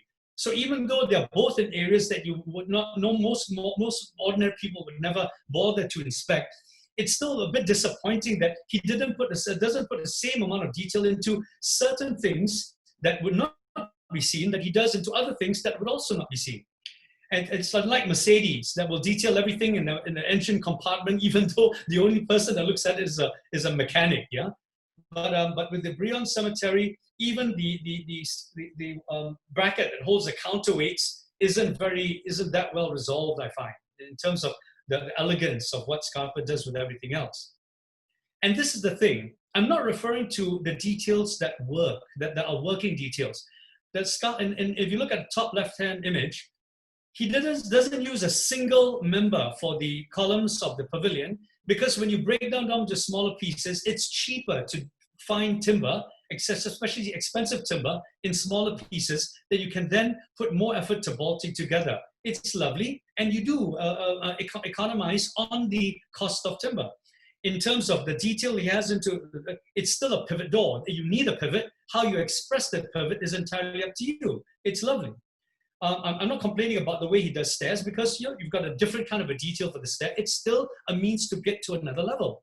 Door locks, the way he's expressed a gutter, the pivot the hinge of a pivot door, the way he's detailed ceilings or little keyholes, or where you might put dead flowers, the way he's detailed wheels on steel tracks, even the way he's detailed his own tomb, because you need a tomb, a cover for the coffin. It's entirely acceptable. But what boggles me about the Brion Cemetery, about Scarpa's work, is he's got details even where it doesn't matter. Not that one, of course, because we all know where that is right now. But in almost every other instance, there are details where it doesn't matter, especially with the detail of the capping of if this is a top cap, you would want it to avoid dripping down the wooden bits. So perhaps a sharper edge here where you wouldn't have water just running off it, but directed straight to the middle and with a little bit of a spout would make a bit more sense. The thing is, he's even got this detail on the same detail on the other side of the bottom of the column cap. He's got tiles where it did serve really no function. And of course, the crazy amount of detail he's got, oops, I'm going backwards. The crazy amount of detail he has on the repeated motif he has as just pure decorative elements on all parts of the graveyard, which bears no reference to a deeper sense of function. Sure, you have to terminate a corner, but the corner ended right there. It doesn't, a corner which sticks out isn't a corner anymore. So as with the roof corner, the detail of a planter corner, what boggled me was the triangle with crenellation sticking up for the water, Perhaps there was a series of them so that a maintenance crew could step on them while they're cleaning the outside wall, but that's not the case. It's an odd one out, and it just emerges from the surface of the water. What boggles me is the quantity of decorative detail in Scarpa's cemetery. Not that decoration is bad, but decoration is not necessarily design, it's styling. And that's something which intrigues me about architects that confuse the both. The recess with a blue scrabble and how it ends in a circle, there's no apparent reason for that. There's no groove here which allows water to be collected and drip in. It's not filled with earth. There's just a hole there. Does it collect water from here? Well, if it did, perhaps there would be another channel line here. So the details, the non-decorative details which outnumber the ones which are functional tend to boggle me. This is the one I was talking about, where the same detail which caps the top is the same detail which caps the bottom, even though they could have relevance to different functions. And the column itself, most people would have actually cantilevered the columns going outwards, so that the amount of protection you have when you finally get to the pavilion roof is wider than when you first started coming in. But he did it the other way around. He actually had the outer columns which need the most protection on the outside, and the pavilion roof, which is supposed to protect everything, actually on the inside. So that's a little bit intriguing, you know. So there are moments that Scarpa's details are almost random in terms of them being decorative. Because when you're decorative or stylist or stylistic, you can be random. Styling doesn't have any reference to practicality. But when you talk about design by way of something which functions and how it works and how then you detail it, a lot of its details tend to be very, very random. The wood has all weathered and it's all been changed. And I believe they've replaced them now with steel. I cannot be sure. But maybe someone who knows better can inform me about that. But his other functional details are absolutely spot on, like where you're actually moving and that little raised edge that I mentioned earlier that disappear when you're more rested. Yeah. And when you're looking out, and on the other edge is a bit of a reveal too. And I don't know if you noticed, but there's a wonderful reticence, almost a sparing, a Cistercian reserve about how he detailed the children's tombs, which to me feel a lot more in keeping with the austerity, say, and whereas the tomb for the Arcus Soleum seems almost gaudy with in relation to the children's tombs, where there are only 3 materials in the children's tombs, 3 different kinds of marble and concrete. There are about 7 to 8 different kinds of materials here, and some of them very almost, if you don't mind my saying, almost tastelessly arranged in relation to different marble used for the tombs itself, the tomb base being a bit different, and you know, perhaps the whole thing could have done in concrete, contrasted with wood. There's a bit of inconsistency going on here in relation to what Scarpa is all about, even in relation to how he does one tomb, a tomb in the same cemetery. Yeah. Okay, the Arcus Soleum, where did it come from? Now, in ancient Italy, the way the tombs for the richer people first came about in ancient Italy was through a recess in a stone, in a cave, underground usually, and it was arched in order to allow the forces to move around it better, and the remains were placed in that space. Yeah, these are all very old. Later on, a recess was cut into the bottom shelf, and the body was laid inside with a cover over it, and then it became an altar, and it was still underground. Later on, it became raised underground, and then the bodies became recessed with a cover over it, but it still maintained that form because it was not carved in a stone. It was made of separate pieces, and it formed an arch, which was just weight distributive. In later times, during closer towards the medieval age and towards the Renaissance, it changed into a more decorative kind of feature. The family tombs became a lot more ornate. So basically, Scarpa took the form of that arch and made it into his Arcus Soleum. That's why we call it Arcus Soleum, in reference to the name that came from the ancient tombs. So you might say that the form of the Arcus Soleum was imitated by Scarpa in order to deliver the expression for the Arcus Soleum in the Brion Cemetery, with the 2 tombs that were angled towards it, husband and wife. But the form of that arch was taken from the old Arcus Soleum, and it was a bit recessed too. So you have a little bit of 2 worlds: the slightly more modern above the ground, and the slightly more ancient from ancient Italy. The question is, why did he take the form of something ancient in imitation of it, as opposed to understand the meanings and the function of a true tomb? What is a tomb for? Is the question I would like to ask, I guess. Let's move on to the next slide. We'll come back to that later. Of course, everyone wants to know where the little steps for all the ziggurat type steps that runs as a motif throughout the entire Brion Cemetery comes from. And the earliest form of the ziggurat comes from Egypt in terms of in relation to funerary practices. This is the ziggurat in Zoser in Egypt, and the reason why it was stepped was because they didn't know how to build it in a straight line. And when you terraced it, it was more structurally resistant. It didn't collapse on itself. The terraces allowed you to build higher, and as high as you could as a monument for the dead, because that's what all the kings of Egypt wanted. They wanted to be memorialized because they were God on earth, and you needed to be as tall as possible. So you're going to build me a pyramid, and you're going to make it in any way you want. And so that's why they did it steps, so that it wouldn't collapse. They tried many times. Only in earlier ancient Egypt were they able to make the line straight, because they had perfected, the engineering by then with stone. But back then, that's where the ziggurat form first came.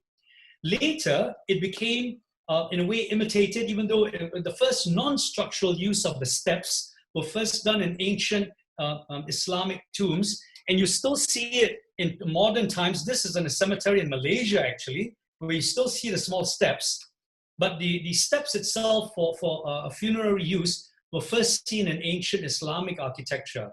This is from a tomb in the Mesopotamian region, where these are not structural, they're purely decorative, but they were used to mark the dead, yeah? So that's what Scarpa did, and it's a critique I have on the whole act of imitating from the past. Only one of these images is designed by Scarpa, and I'd like you all to think for yourselves which one it is. The others are designed by very good architects who are very good with form, but like Scarpa, imitated from a past form without really understanding what the meaning of that form was. Why was ancient Greece referred to in a way, yeah? But we can talk about this later, yeah? But this whole element of cut and pasting is even something the most respected architects in the world do. Scarpa did it. He did it from ancient Islamic funerary architecture, yeah? So that's where we find Scarpa's motifs. We have some from ancient Islamic architecture. I'm not sure if he did the research to know that that motif came from Egypt or not, but the fact remains you've got a bit of Islam in there. We've got a bit of Japanese in there, because he himself has admitted that a lot of his decoration for the doors and the iconography is Japanese in nature. What has Japan and the forms of Japan and the forms of Islam to do with a cemetery for an Italian industrialist, Giuseppe Brion? He started an electronics shop, and it became a big electronics brand, and he became an industrialist. It's a very good question, because it is not about Japan, and it's not about Islam or ancient Islamic practices, nor is it about Egypt. But the question is, the forms may be adopted, but what about the understanding of any deeper meanings? Now let's get back to another, the deeper meaning of what I'm trying to get at, which is the ancient, the older, the more traditional Italian public cemeteries. What happened is the rich always had the huge, you might call them villas, all around the edges of the public cemeteries. They were rich enough to afford the best lots, and they could build little bungalows for death around the edges. And the poor got stuck in the middle, of course, because you didn't have enough money, yeah? So the most wonderful thing about the Brion Cemetery, when I first started studying it, was that the San Vito di Altavole Cemetery is no different, in the sense that you've got the big bungalows all around the edge. And when I first started understanding when I was in graduate school, when I was 25, 6 years after I first visited, I thought, this is brilliant.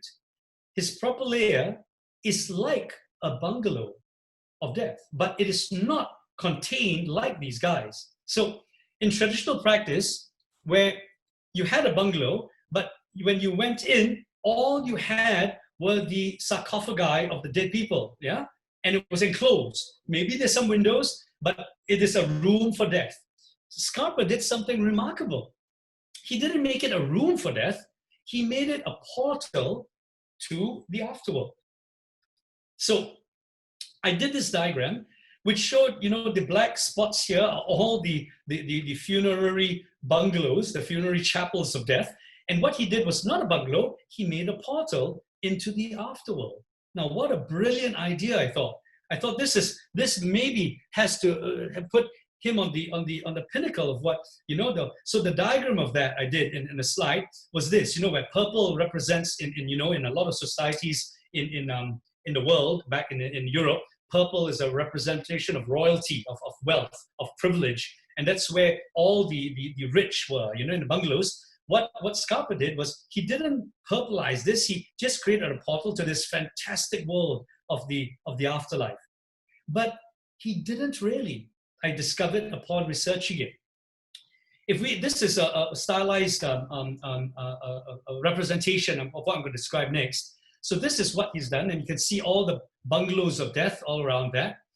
What the Brion Cemetery is first about are walls. It's walled off from everything else.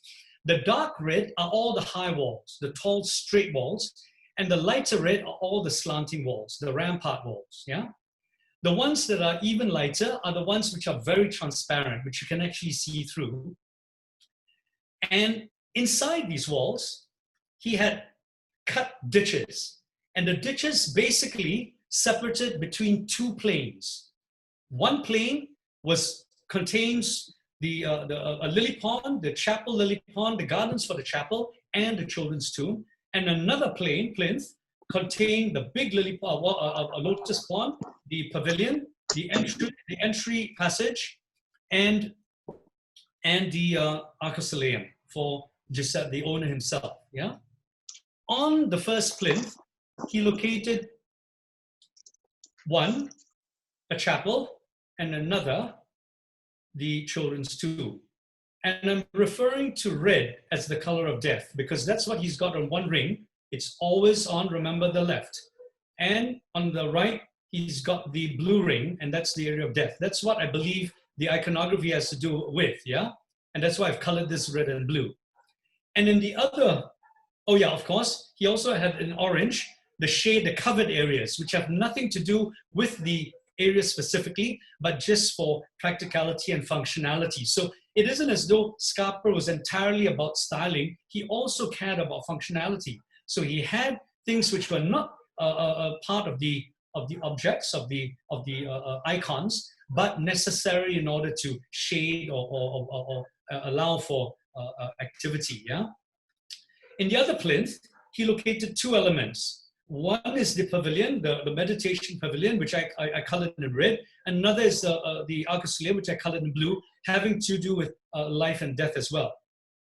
And he put in a covered area for practicality, for the area that's shaded, a decision-making area. So if you go right, you go to the meditational area, which is the area of life in a way. If you go left, you go to the arcosolium, which is the area of death. But they're both on the same plane. So this is what you have in a diagram for the Brion Cemetery that we've seen. Now the problem with this was that, let me see what I've got. Oh yeah, we've also got his tomb located at the axis of the two arms. Yeah, that's Scarpa's cemetery right in the middle. So that's not by accident that he put himself at the pivot point, at the hinge point of the entire scheme. Now, I want to go one back here. Okay, that's what we're looking at. Now, there's a problem here. The problem is this, that when the cemetery was first begun, construction was first begun, it was defaced by many, many locals. There was graffiti on it, and the locals did not like it. And the popular belief, it's been written about, but I could not identify where. But the popular belief is because they felt that Giuseppe Brion Vega is a big industrialist. He's a rich, bloody man. Yes, back then the Italians were already quite socialist. They were pissed off that a rich man would acquire property all around the cemetery and build this massive monument of death, and they did not like that very much. So throughout the entire 8 years that Scarpa was working on it, 6 years before his death, I think, he struggled and made multiple changes to it. There were many, many changes made. It's too difficult to even get through what all those changes were. But he needed to make the chapel public so that it was a chapel for the cemetery. And he also needed to make a meditational area public, which was also for the cemetery. So he had two very important parts of the cemetery for for the Tomba Brion that had to incorporate public elements to them. And this was exactly what he struggled with. The first one, obviously, the chapel, he wanted to locate here because it is closest from the street, from town, yes, to arrive at. He realized that it was the easiest way to, let me try to sketch on this, yeah. Scarpa realized that it was the easiest way to come to town from, and the first thing that you come to. So that's the reason why the cemetery, in a way, the chapel is located at the beginning.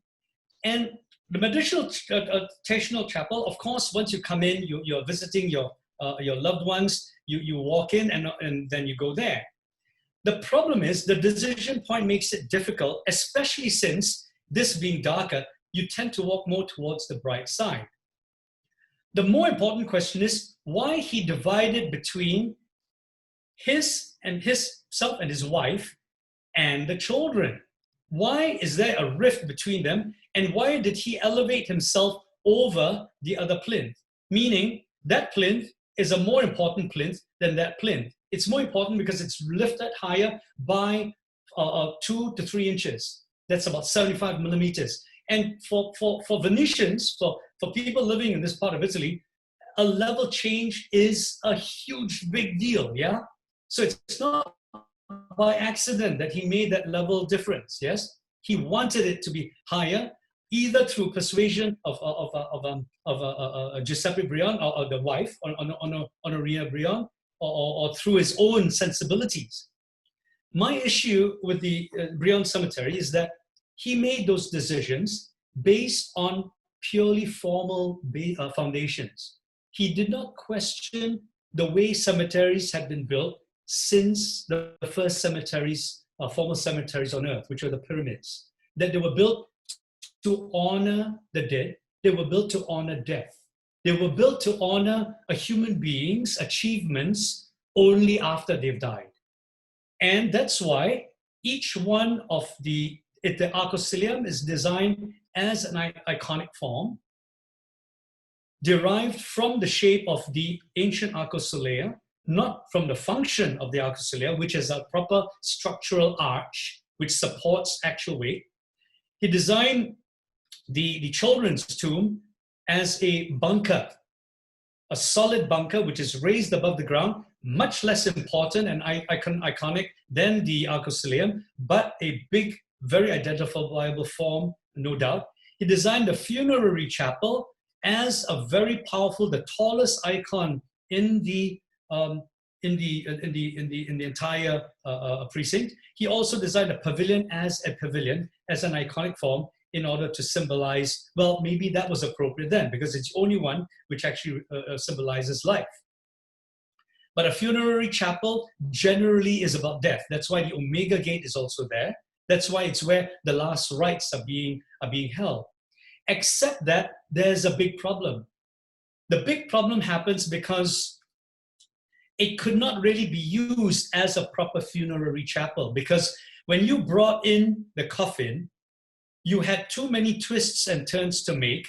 When you got in through, if you got in through that bit with 4 people carrying on either side the coffin, and you could lay it down there, bringing it around and doglegging it through there was incredibly difficult. And that's why these doors were built, because there was an actual way, it's supposed to be a way in, but it was never used, and that's why it was ultimately closed out, yes? And there was supposed to be a way out, but there wasn't in the end. There was only one way in, and it could never be used for that because it was too difficult to bring anyone back out. You could not bring them back out there to bring them back into the cemetery. It had to be brought all the way back out there, out to the street, and then back in again. So the funerary chapel could never be used by the public for their funerals. It was purely an edifice for people to say their last rites without any kind of body inside. And that's originally where a coffin was supposed to be placed, so that the family around it could say the last rites.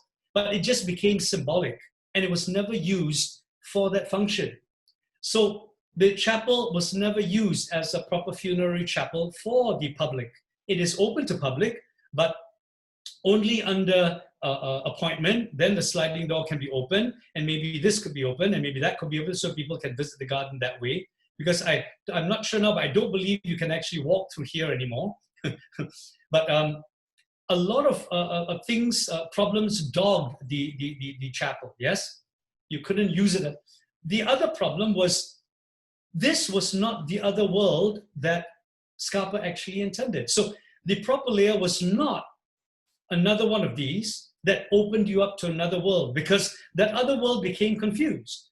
When you got to the other world, you still have a choice to make. Do you want to go to an area of life, or do you want to go to an area of death? And you're confused. You're looking at these two circles, you're looking at a blank wall and maybe a gardener sometimes. You're going, what the hell? I'm supposed to be in this, but you're confused. There's a wall there with an opening, you can't walk through it. There's a line of wires here. It is very, very confusing. So that other world even offers you decisions. When you're dead, you're not supposed to make any decisions. So there's a big divide, a big problem with what Scarpa actually designed as a narrative, as a concept for the Brion Cemetery, because he was struggled and behest with so many requirements of public nature. So I was thinking, what if Scarpa had done something different? So I got to thinking, what if instead of putting the two tombs, the children's tomb here and the Arca Soleum here, that he did not iconize them in death the way you've iconized kings and rich people and dead rich people ever since the Egyptians. What if he just made them an ordinary rich people and put them in two bungalows like everyone else? So he just, that Brion just became like one of the others, yeah? After that, oops, sorry, I'm going ahead too much. After that, why didn't he, because the chapel is located, pressed right up against, why did he not just shove the chapel all the way back so that there was one area of life at the back, okay? And then, because of that, you can get rid of a lot of unnecessary stuff, and then really not put the Brion family in the two bungalows here, but actually put them as an entrance, so that the funerary bungalow is actually an entrance, so that they greet people or the public whenever they walk through to the area that is the public area of life. That is the other world, yeah? That is also another life. So that their actual funerary bungalow or funerary villa is actually the proper layer, the entrance to the afterlife, thereby making them a servant of the public, which is what all rich people should be anyway, yes? And then the whole entrance feature gets treated to this lovely garden that the dead is allowed a lot of room. It's a total forest. All the dead are brought with the coffins. You can actually use oops, where am I? You can actually then use the public can actually use it to and all the thronging people lining up behind the coffin can gather and be walk through a lovely part where the body is placed there. The last rites are being saved. They can actually, if there's too many people, they can even gather on the outside.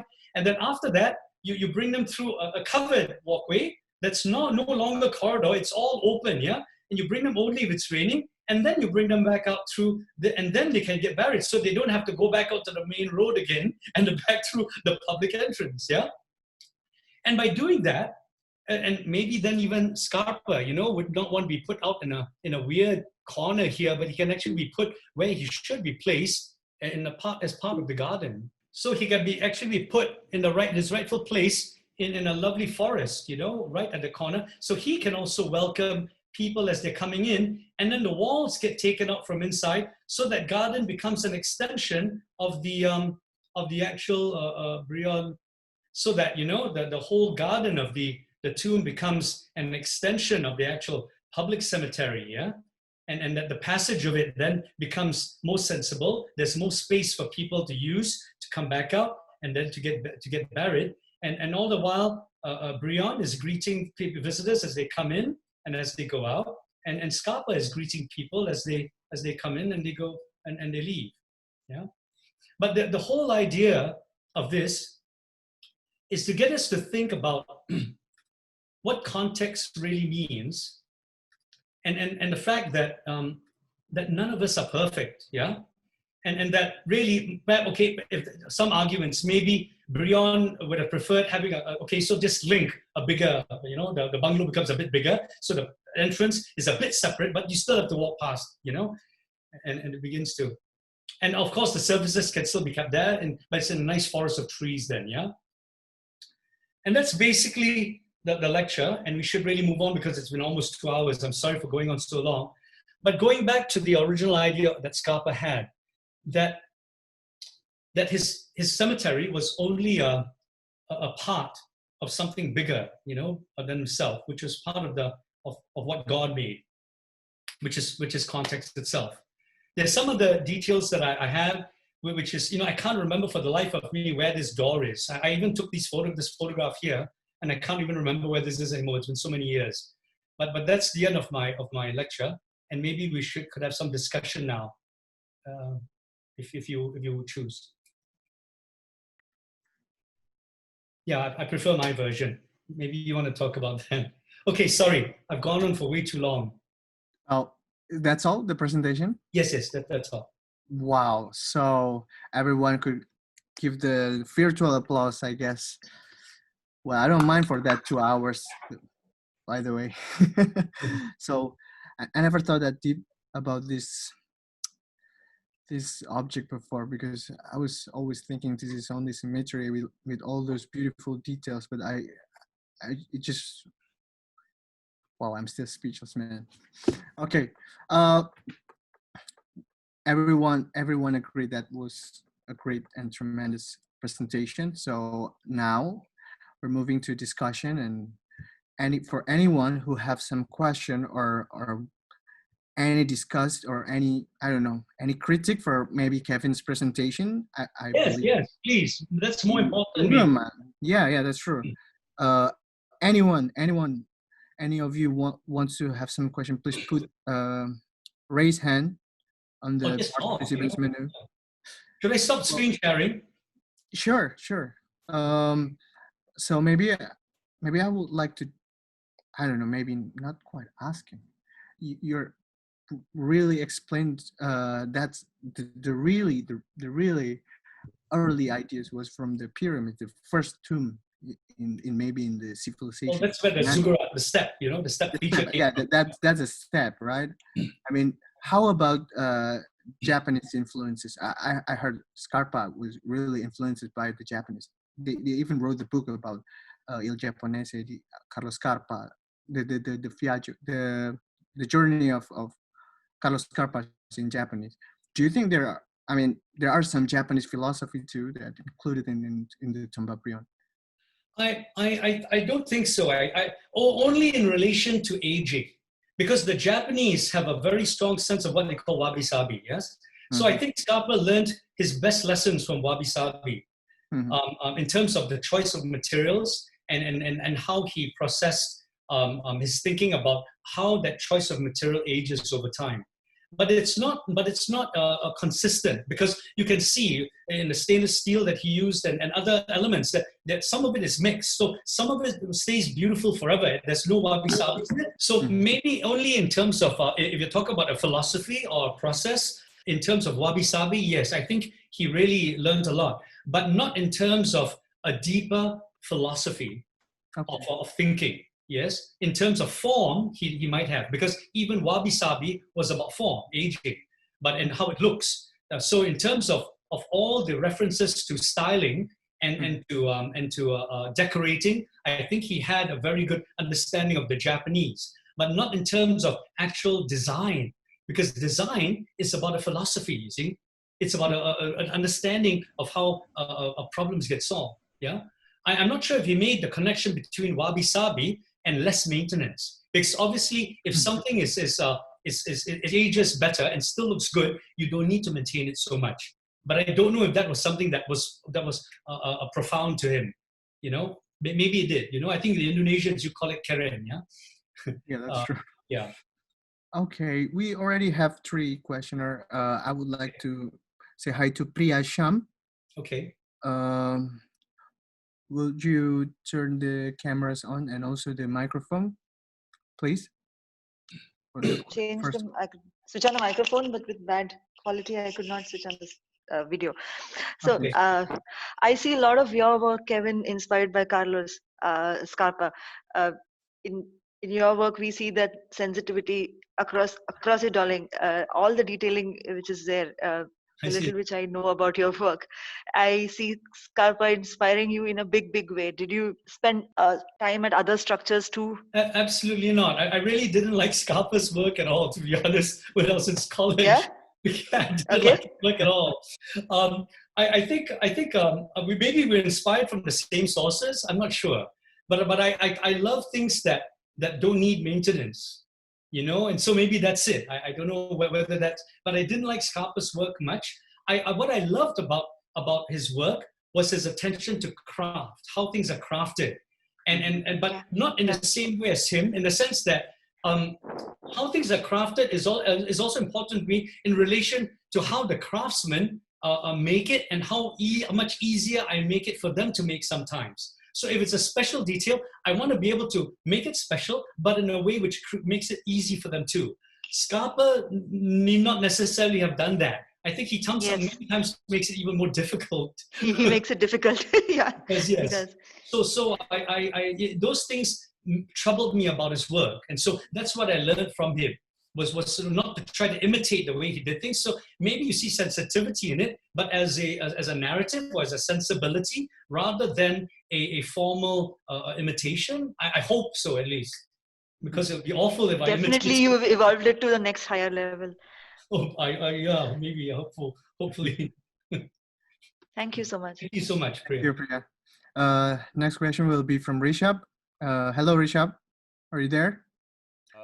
Hi, Randy. Can you hear me? Oh, Rishabh is my classmate from Polytechnico. Hi, Kevin. So in your, till you start criticizing Scarpa, so I was feeling like so Scarpa had this intention of romanticizing the death. Like, I was feeling that, Scarpa wanted to romanticize death within this space. But when you started criticizing him, I had different question that, like, he wanted the public because of, he had to make some spaces for the public, yet that he didn't really want it to. So he created these complications within that design so that, you kind of give it, but still you're not giving it to the public. So there are these two questions. Did he romanticize death within that space? And was his intention of complications within that design was to not let public directly access that space? Really good question, Rishabh. The first answer had to do with the fact that it's not just Scarpa. All of us romanticize death, okay? Everyone, since the Egyptians. So Scarpa is not special. And that's the point I'm trying to make, is that the Tumba Brion is not special and different in the sense that it does exactly the same thing every cemetery has done since the pyramids. So yes, he romanticizes death, and in a way which focuses on the formal aspects of it, on the iconography of it, not on the deeper sense of what it is. Because cemeteries aren't about the dead. They should not be about the dead. The dead are dead. They're gone. They should be about the living. And yet, so few cemeteries are done for the living. At the end, it always goes back to some monument which holds the bloody coffin. And the gardens around are all nice, but the central thing is still the coffin and the bloody dead person. The dead person has never been on the side, you see? So we all romanticize death. It's not just Scarpa.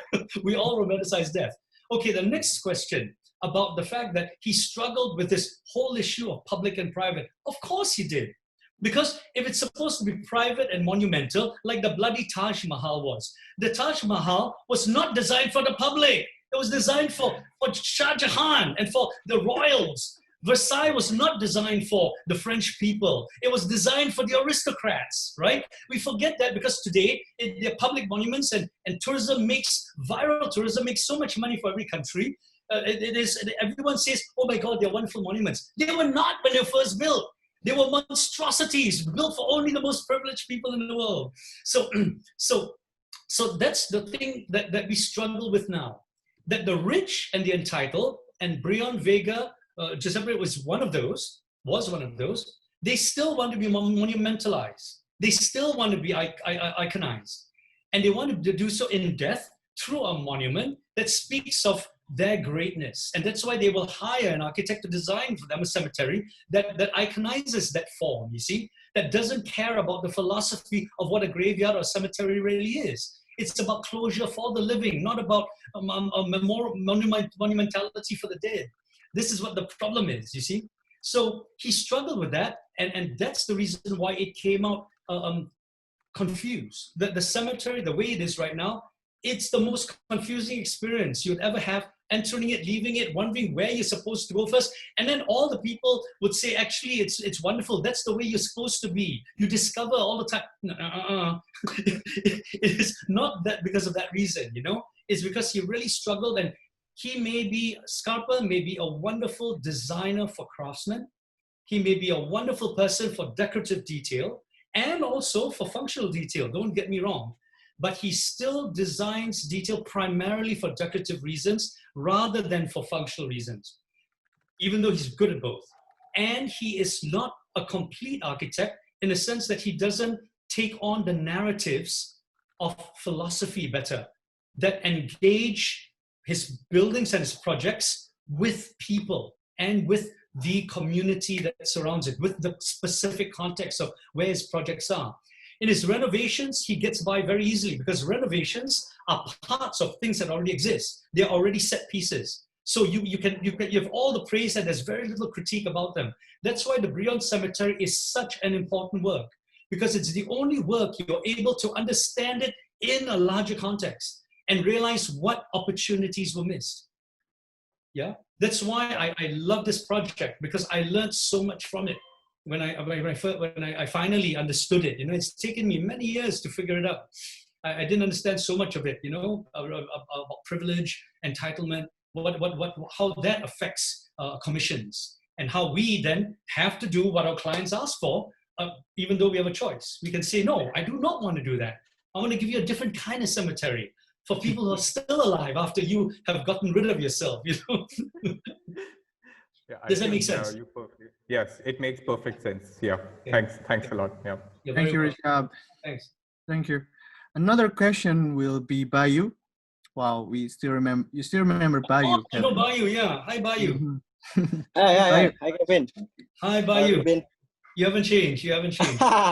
So it's yours. Hi. Yeah, Kevin. That was a pretty amazing presentations. I did go to the presentation late. I hope I didn't miss a lot. No. But then thanks again for the presentations, and also thanks Mas Randy for making this happen. The question that I'm going to ask is about Scarpa and his craftsmanship. I've known Scarpa since like my third years of my architectural study, and then I didn't really realize that it was that interesting of him. I've noticed that Scarpa have worked closely with his craftsmen, but I never really know the method of how he approached the craftsman. He as an architect, and he approached the craftsman who works for him also. I've heard that he had a place that called Fundamenta della Senza. It's the workshop, the metal workshop that he's been working. Is there any particular specific method that he used to approach the designs through these workshops? I think, okay, if I understand your question correctly, Scarpa is not like a usual architect, Bayu. He, in order to design the way, design the details the way he does, whether they're functional or whether they're decorative, you already need a very, very profound knowledge of how things are crafted, of how steel is milled, that brass is very soft, whereas bronze is very hard. You generally cast bronze, whereas you can mill brass. It's all about technique. And he was a master of how materials are processed in order to create a form out of them. He knew how to join different kinds of materials together. He was already a contractor at heart. And in order to get to that kind of detail and that kind of craftsmanship with design, you already need to have a very good knowledge of how different trades work And this is what Scarpa was very good at, which very few architects are, because when we go to school, we don't study blue color. We only study white that's color. the thing. Yeah, we only study theory. We don't study practice. And where Scarpa had a very good grounding, I think the school he went to was very well grounded in technique as well. And that's why he came to and mind you, lots of Italians are also given the same grounding. And very few of them approach Scarpa's level of ability. So that's how difficult it is, that even with the grounding, it takes an exceptional architect to produce a detail of that quality. So yes, he is different from most of us. Yeah. Yeah, his approach towards design are quite unique, if I might say, because I've also watched some of the interview with Arrigo Rudi, the one who works closely with Scarpa. He said that he could spend even hours, even months in the workshop just to explain how he would do the things, the details, and so on to us. I disagree. I think the workshop is just to fine tune certain things, but most of his the details are done on his paper in his sketchbook. I see. You can see all the exploration. He already knows whether it can work or not. That's why you don't see any fine technical drawings. He already knows it works. So the technical issues are then discussed with the craftsman on site. Yeah. But Bayu, it's very important to understand this. Another aspect to how good it is to detail.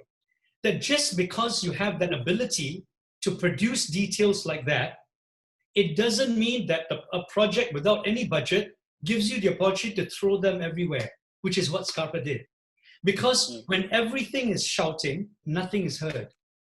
Yeah. After I've spent many hours in the cemetery over a few visits, and after, never mind the second or the third, even after the first 2.5 hours of my first visit, I stopped looking at details. I didn't care anymore. Because architecture is not only about details. Yeah. You see, it is about where you choose to put a detail and whether that detail has the effect that is required for that particular context, for that particular application. And Scarpa was very good at that when it came to his renovations. Not Castelvecchio, I'm sorry, Randy, but his smaller renovations. He was very good with the smaller renovations because he didn't have so many things to think about then. He could just put it in there and it was just enough, you see. But with his bigger work, especially with Tumba Brion, he threw his details everywhere and without any editing, without any deeper sense of what the appropriateness was. And that's why after a while, when everything is shouting, nothing is heard.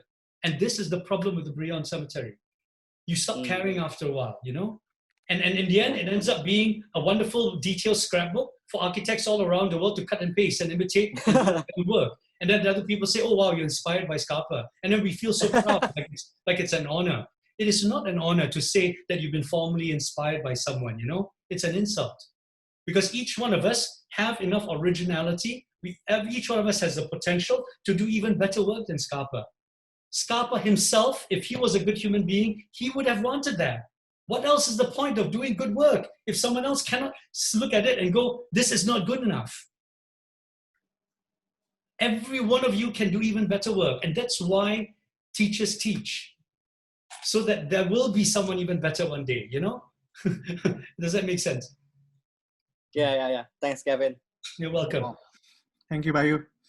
Okay. Moving to Indra Prasasto. You're welcome to. Hi, Indra. Hello. I guess like my first. Hi, my name is Indra. I think like my first question would be about kind of like details. You were mentioning about how the crenellations that Scarpa uses was kind of like alludes to the funerary practices of like the Egyptians, but I don't think the only like building that from like Scarpa that I've ever visited was Castelvecchio. But if I'm not mistaken, it's looking at the image, some images that Banco Popolare di Verona also uses that kind of like motifs of like the crenellation as framing. So I'm kind of wonder if actually that he uses it as kind of like funerary practices, alluding to funerary practices, or it's just also kind of like formal like reasons. The second question, I mean, it started as a question, but you kind of mentioned about this kind of like monumentalizing death, and I think that's the one question that I want to ask, because when I saw kind of like the monumental kind of like experience from the clients, kind of like practice. You can definitely see how like the client wants to be like monumentalized, but also at the same time, I feel looking into like the chapel, how Scarpa is more interested in like the experience. It's very subdued. Like some architects would approach chapels, mosque, or other kind of like religious kind of like buildings with kind of a sense of monumentality. But you can see from at least in this chapel, in this and correct me if I'm wrong because I've never been there, it's very subdued in that you have layers of kind of like thresholds that you cannot actually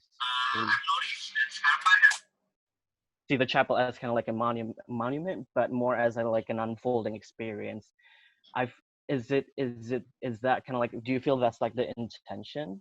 Because if that was like the intention, I think your scheme of kind of like the chapel in far away with kind of like the open and become the monumentalizing becomes like a very whole different kind of like concept compared to what it looks like Scarpa was like trying to achieve, that kind of like unfolding of experiences. Okay. Your first question, in an interview, Scarpa himself acknowledged that, that these ancient Islamic tombs was a beginning point for him. Yes? So he did acknowledge that, yeah? Regarding your second question, it doesn't, when you refer to monumentality, monumentality can have layering too.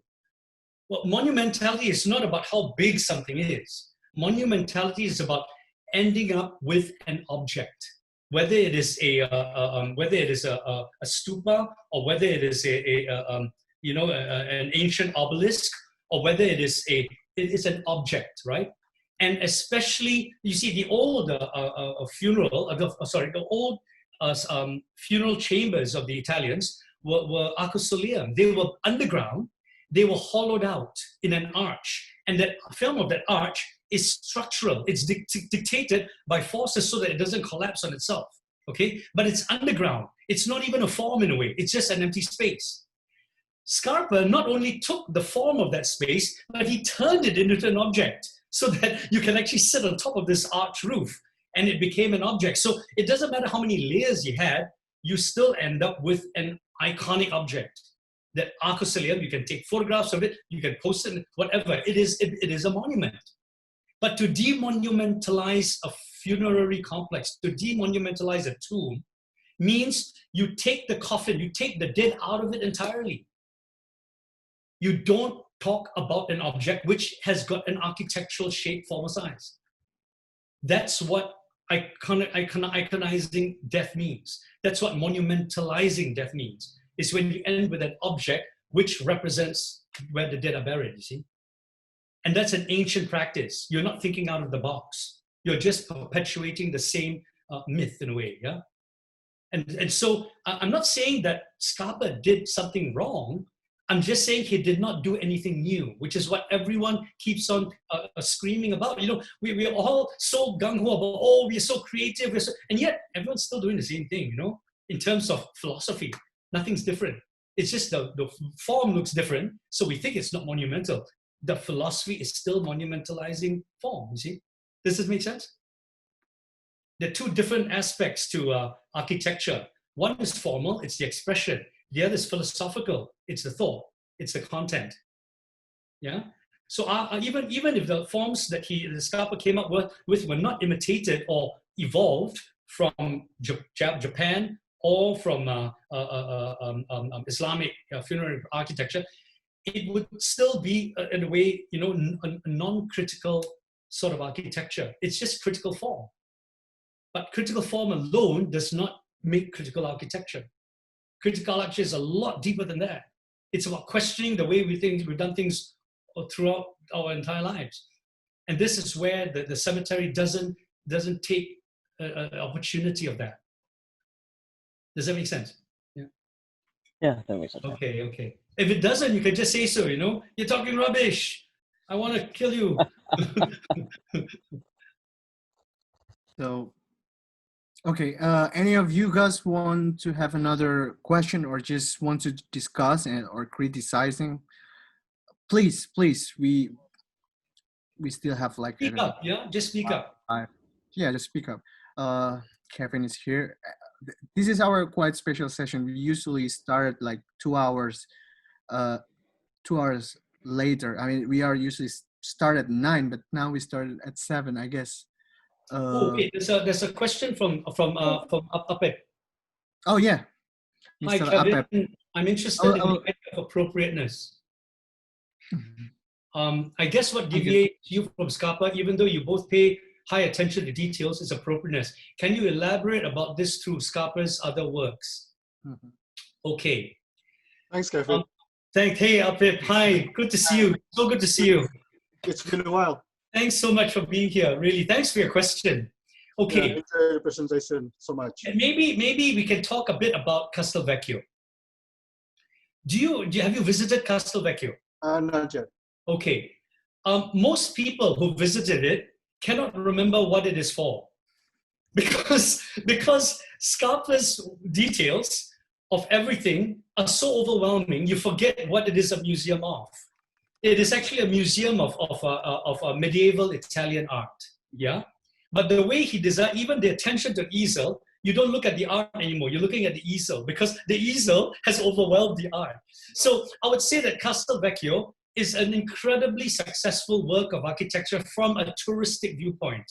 But it is an appalling work of an architecture from the viewpoint of what it is actually intended for, a museum of medieval art. Because no one I have ever spoken to remembers what they actually visited, yes, except a Scarpa museum, yeah? Couldn't agree more. I think this is one of the big tragedies of life, is that there is an appropriateness to detail. How far do you want to go? How much do you put in? Because the less detail you put in, the more money you save for the client for other more important things. Or the more important things you save for other parts of your architecture, which might need more money, yeah? So appropriateness has to do with that, I think.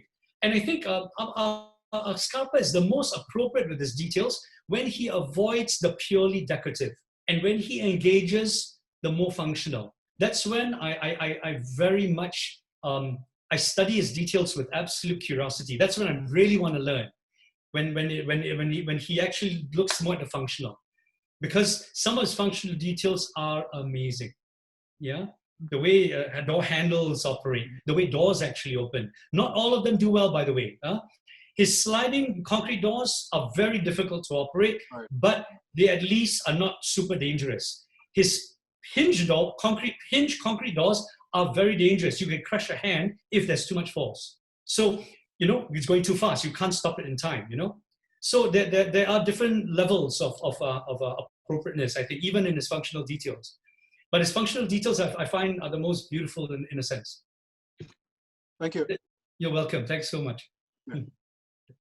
Okay. I visited actually, what's the name of the building? Fondazione something in Venice? Fondazione Quareni Stampaglia. I managed to visit his work in a small one. Mm-hmm. Yeah. The school in architecture school in Venice is very small intervention of it. I really enjoy that actually, because I think yes, that's where Scarpa can stop his intervention, not so much as he did in the Brion Cemetery, I guess. Yes, I think you're right. His renovation works are his best work because the context is so small and because the addition is so finite. Yes, the whole thing is a detail itself. Yeah. And that's why it works. It doesn't need to worry about other contexts. Right. And those details are the best there, I like his smallest work the best. They work the best. There can't be any critique about them. Sure. But the Brion Cemetery is his most famous and it's also his biggest failure, unfortunately. But we never talk about these things, Right. It's silly. We're all human. We all make mistakes. It's okay.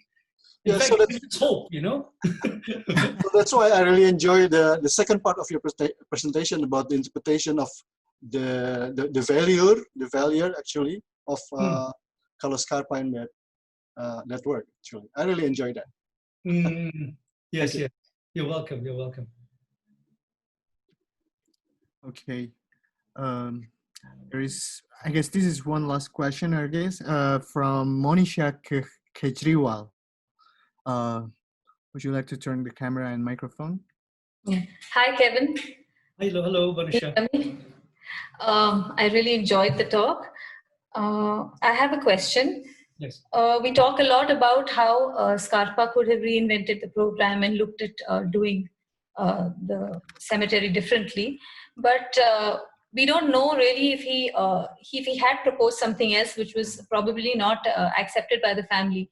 We don't know how much freedom he really had in this project of reinventing the program, the brief, and re-looking at how he could have done things differently. And there was a part where you're talking about, the common people protesting against how much land was being used by the family, and they decided to put in the chapel and the pavilion for meditation. All of it seems like it was Scarpa's idea. I mean, what was the family's reaction? What did they think of it? How much did they influence the design? I mean, we don't know any of that. I'm just wondering if, his hands were tied probably a little bit. I understand what you're asking, and I think it's a common question. Like a lot of times we get asked the question, look, and then we offer the excuse. Well, the client insisted. Right. Scarpa was so much in demand that you can safely say at this point in his life, he basically had a free hand. And look, even if he didn't have a free hand, what each one, and this doesn't separate any one of us from Scarpa, you still have the ability to say no. As an architect, to tell a client, no, I can't do that. So to blame a client, I think is any architect's worst excuse. Whether or not you're the most famous architect in the world, or whether you're just starting out, you still have the ability to say, no, I cannot take on your commission because you're asking for something that I don't believe in. And for him to not only take on something perhaps a client recommended or pushed or really forced upon him, and to detail it with such passion, it's not possible. You can't do something with his sort of ability, being forced to do it and still do it with such passion and compassion, and sensitivity. It's not possible, I think. So I don't think that really holds a whole lot of water. It's the same with in a way. Utzon's, Jon Utzon's Sydney Opera House. A lot of things are said about the shelves, but the one thing he was in complete control about, that the opera house fails at the single element that he was in complete control of till the day he walked off the site, the plinth that the shelves sit on. So sometimes our greatest failings are when we have free reign, the freedom to do anything we want, rather than to have constraints placed on us and to work with those constraints to make it even better. I think we blame everything and everyone except ourselves too much as architects. We don't take enough responsibility for what we do. Does this make sense? It does. Thank you. You're welcome. Okay, I guess that's all. We already watched that beautiful presentation from Kevin. I guess we already comes to the end to wrap this session. Once again, thank you, Kevin, for sharing this. Oh, my thanks is mine. Thank you so very much. We had some critical comments too, which maybe we should have addressed, but it's past already. Someone said that he disagreed with the Castel Vecchio, that the Castel Vecchio was actually because of the distance you have. It's bigger. Oh, this one, right? Oh, we can discuss it a little bit. Yeah, it'd be awful if we missed him out. Sorry, I'm I just realized. I saw something. But he did do something new from Pretty Ramadurai, right? Oh no! Before that, I think. This one? Oh, this one. Hi, Kevin. You're from Shubra Raje. No, from Olivia. From Oleh. Yeah. I guess Rico. Rico, you can speak. Maybe she's left. Hi. No. Yeah. Yes. Sure, not a girl. This is my. Oh, it's your girlfriend's. Yeah. It's always like that. He always. Kevin, we enjoyed your presentation. Yeah. Olivia met you once in Surabaya, I think, in I don't know what year. Okay. But yeah, we were there both in Castel Vecchio, and we think that, I mean, I haven't been into the other Scarpa's works. Maybe apart from the Cornice Tampalia. But I haven't been into the Tomba Brion, so I can't really compare it in its real kind of thing.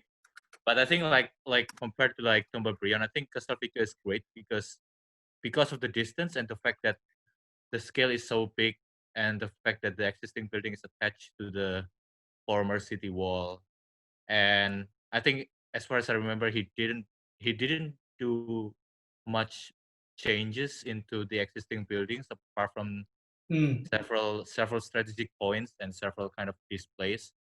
But yeah, I think it's just what I feel about what Castelfico. No, I think I understand what you're saying. You're right in a sense that in a way, Castelvecchio is just a series of many different small renovations, many different small set pieces. You see, so it doesn't suffer the same problems as the Brion Cemetery. Of course, it doesn't. But there still is a bit of a problem in relation to flow. That you are having, you have to be guided through it in terms of signage and all that, and to know where to go, rather than something that you actually feel comfortable wandering through and discovering for yourself. You know, so it still suffers the same problem with the Brion Cemetery in relation to how you circulate through it, but it doesn't suffer the same problem as everything shouting at you. The subtly more difficult problem it suffers is that you don't remember anything about what it's supposed to be about. Because you only visit for the architecture, which is a pity, you know.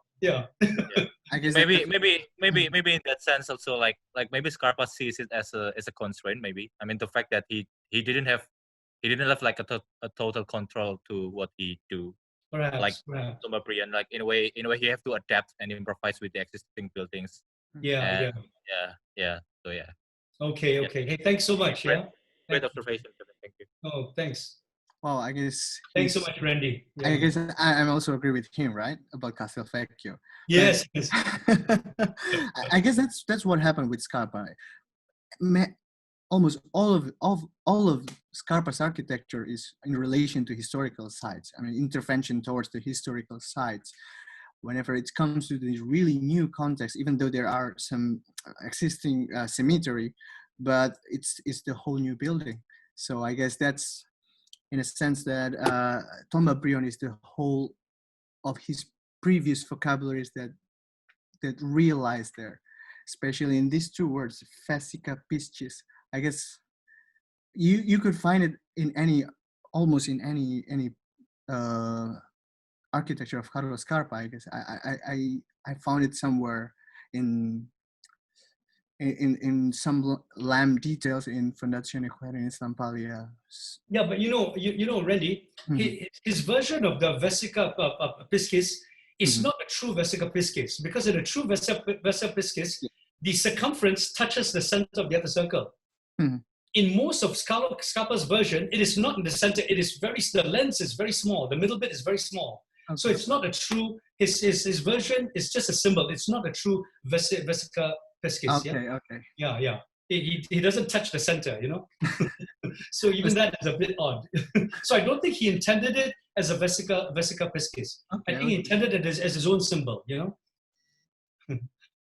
And somebody asked, how about Olivetti showroom? Is that the same with some other intervention?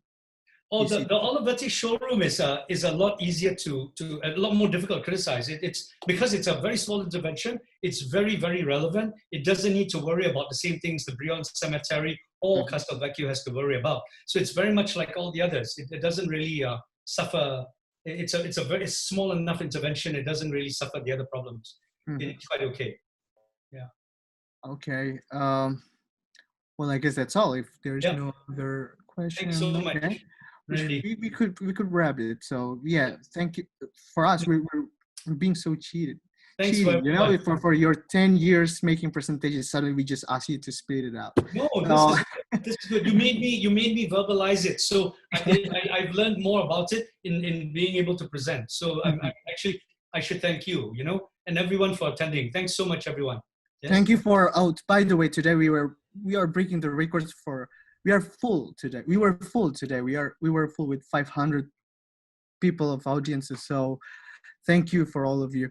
So okay, I guess that's all. And thank you for coming, for all of you. And I will return to the host, Gilang. Okay. Yeah. Okay, thank you, Kevin, for your presentation and your time. Hope we will meet again in other discussion. You're very welcome. Okay, before we wrap this discussion, I will inform some of our agenda next week. Next week, we will have another Juli architects, and we will talk about themes held presented by Ojal and Juli from SB 301, and they are also part of Rabung Maddah. And for update for news the schedule, maybe you can follow our Instagram at Rabung Maddah. And before close the meeting, I will state what is Rabung Maddah. Rabung Maddah is an architecture-based collective from Surabaya. We try to reach all kind of architectural thinking, whether it is practical or even conceptual. We aim to create better Indonesia architecture community in the future. And thank you everyone, and see you next week.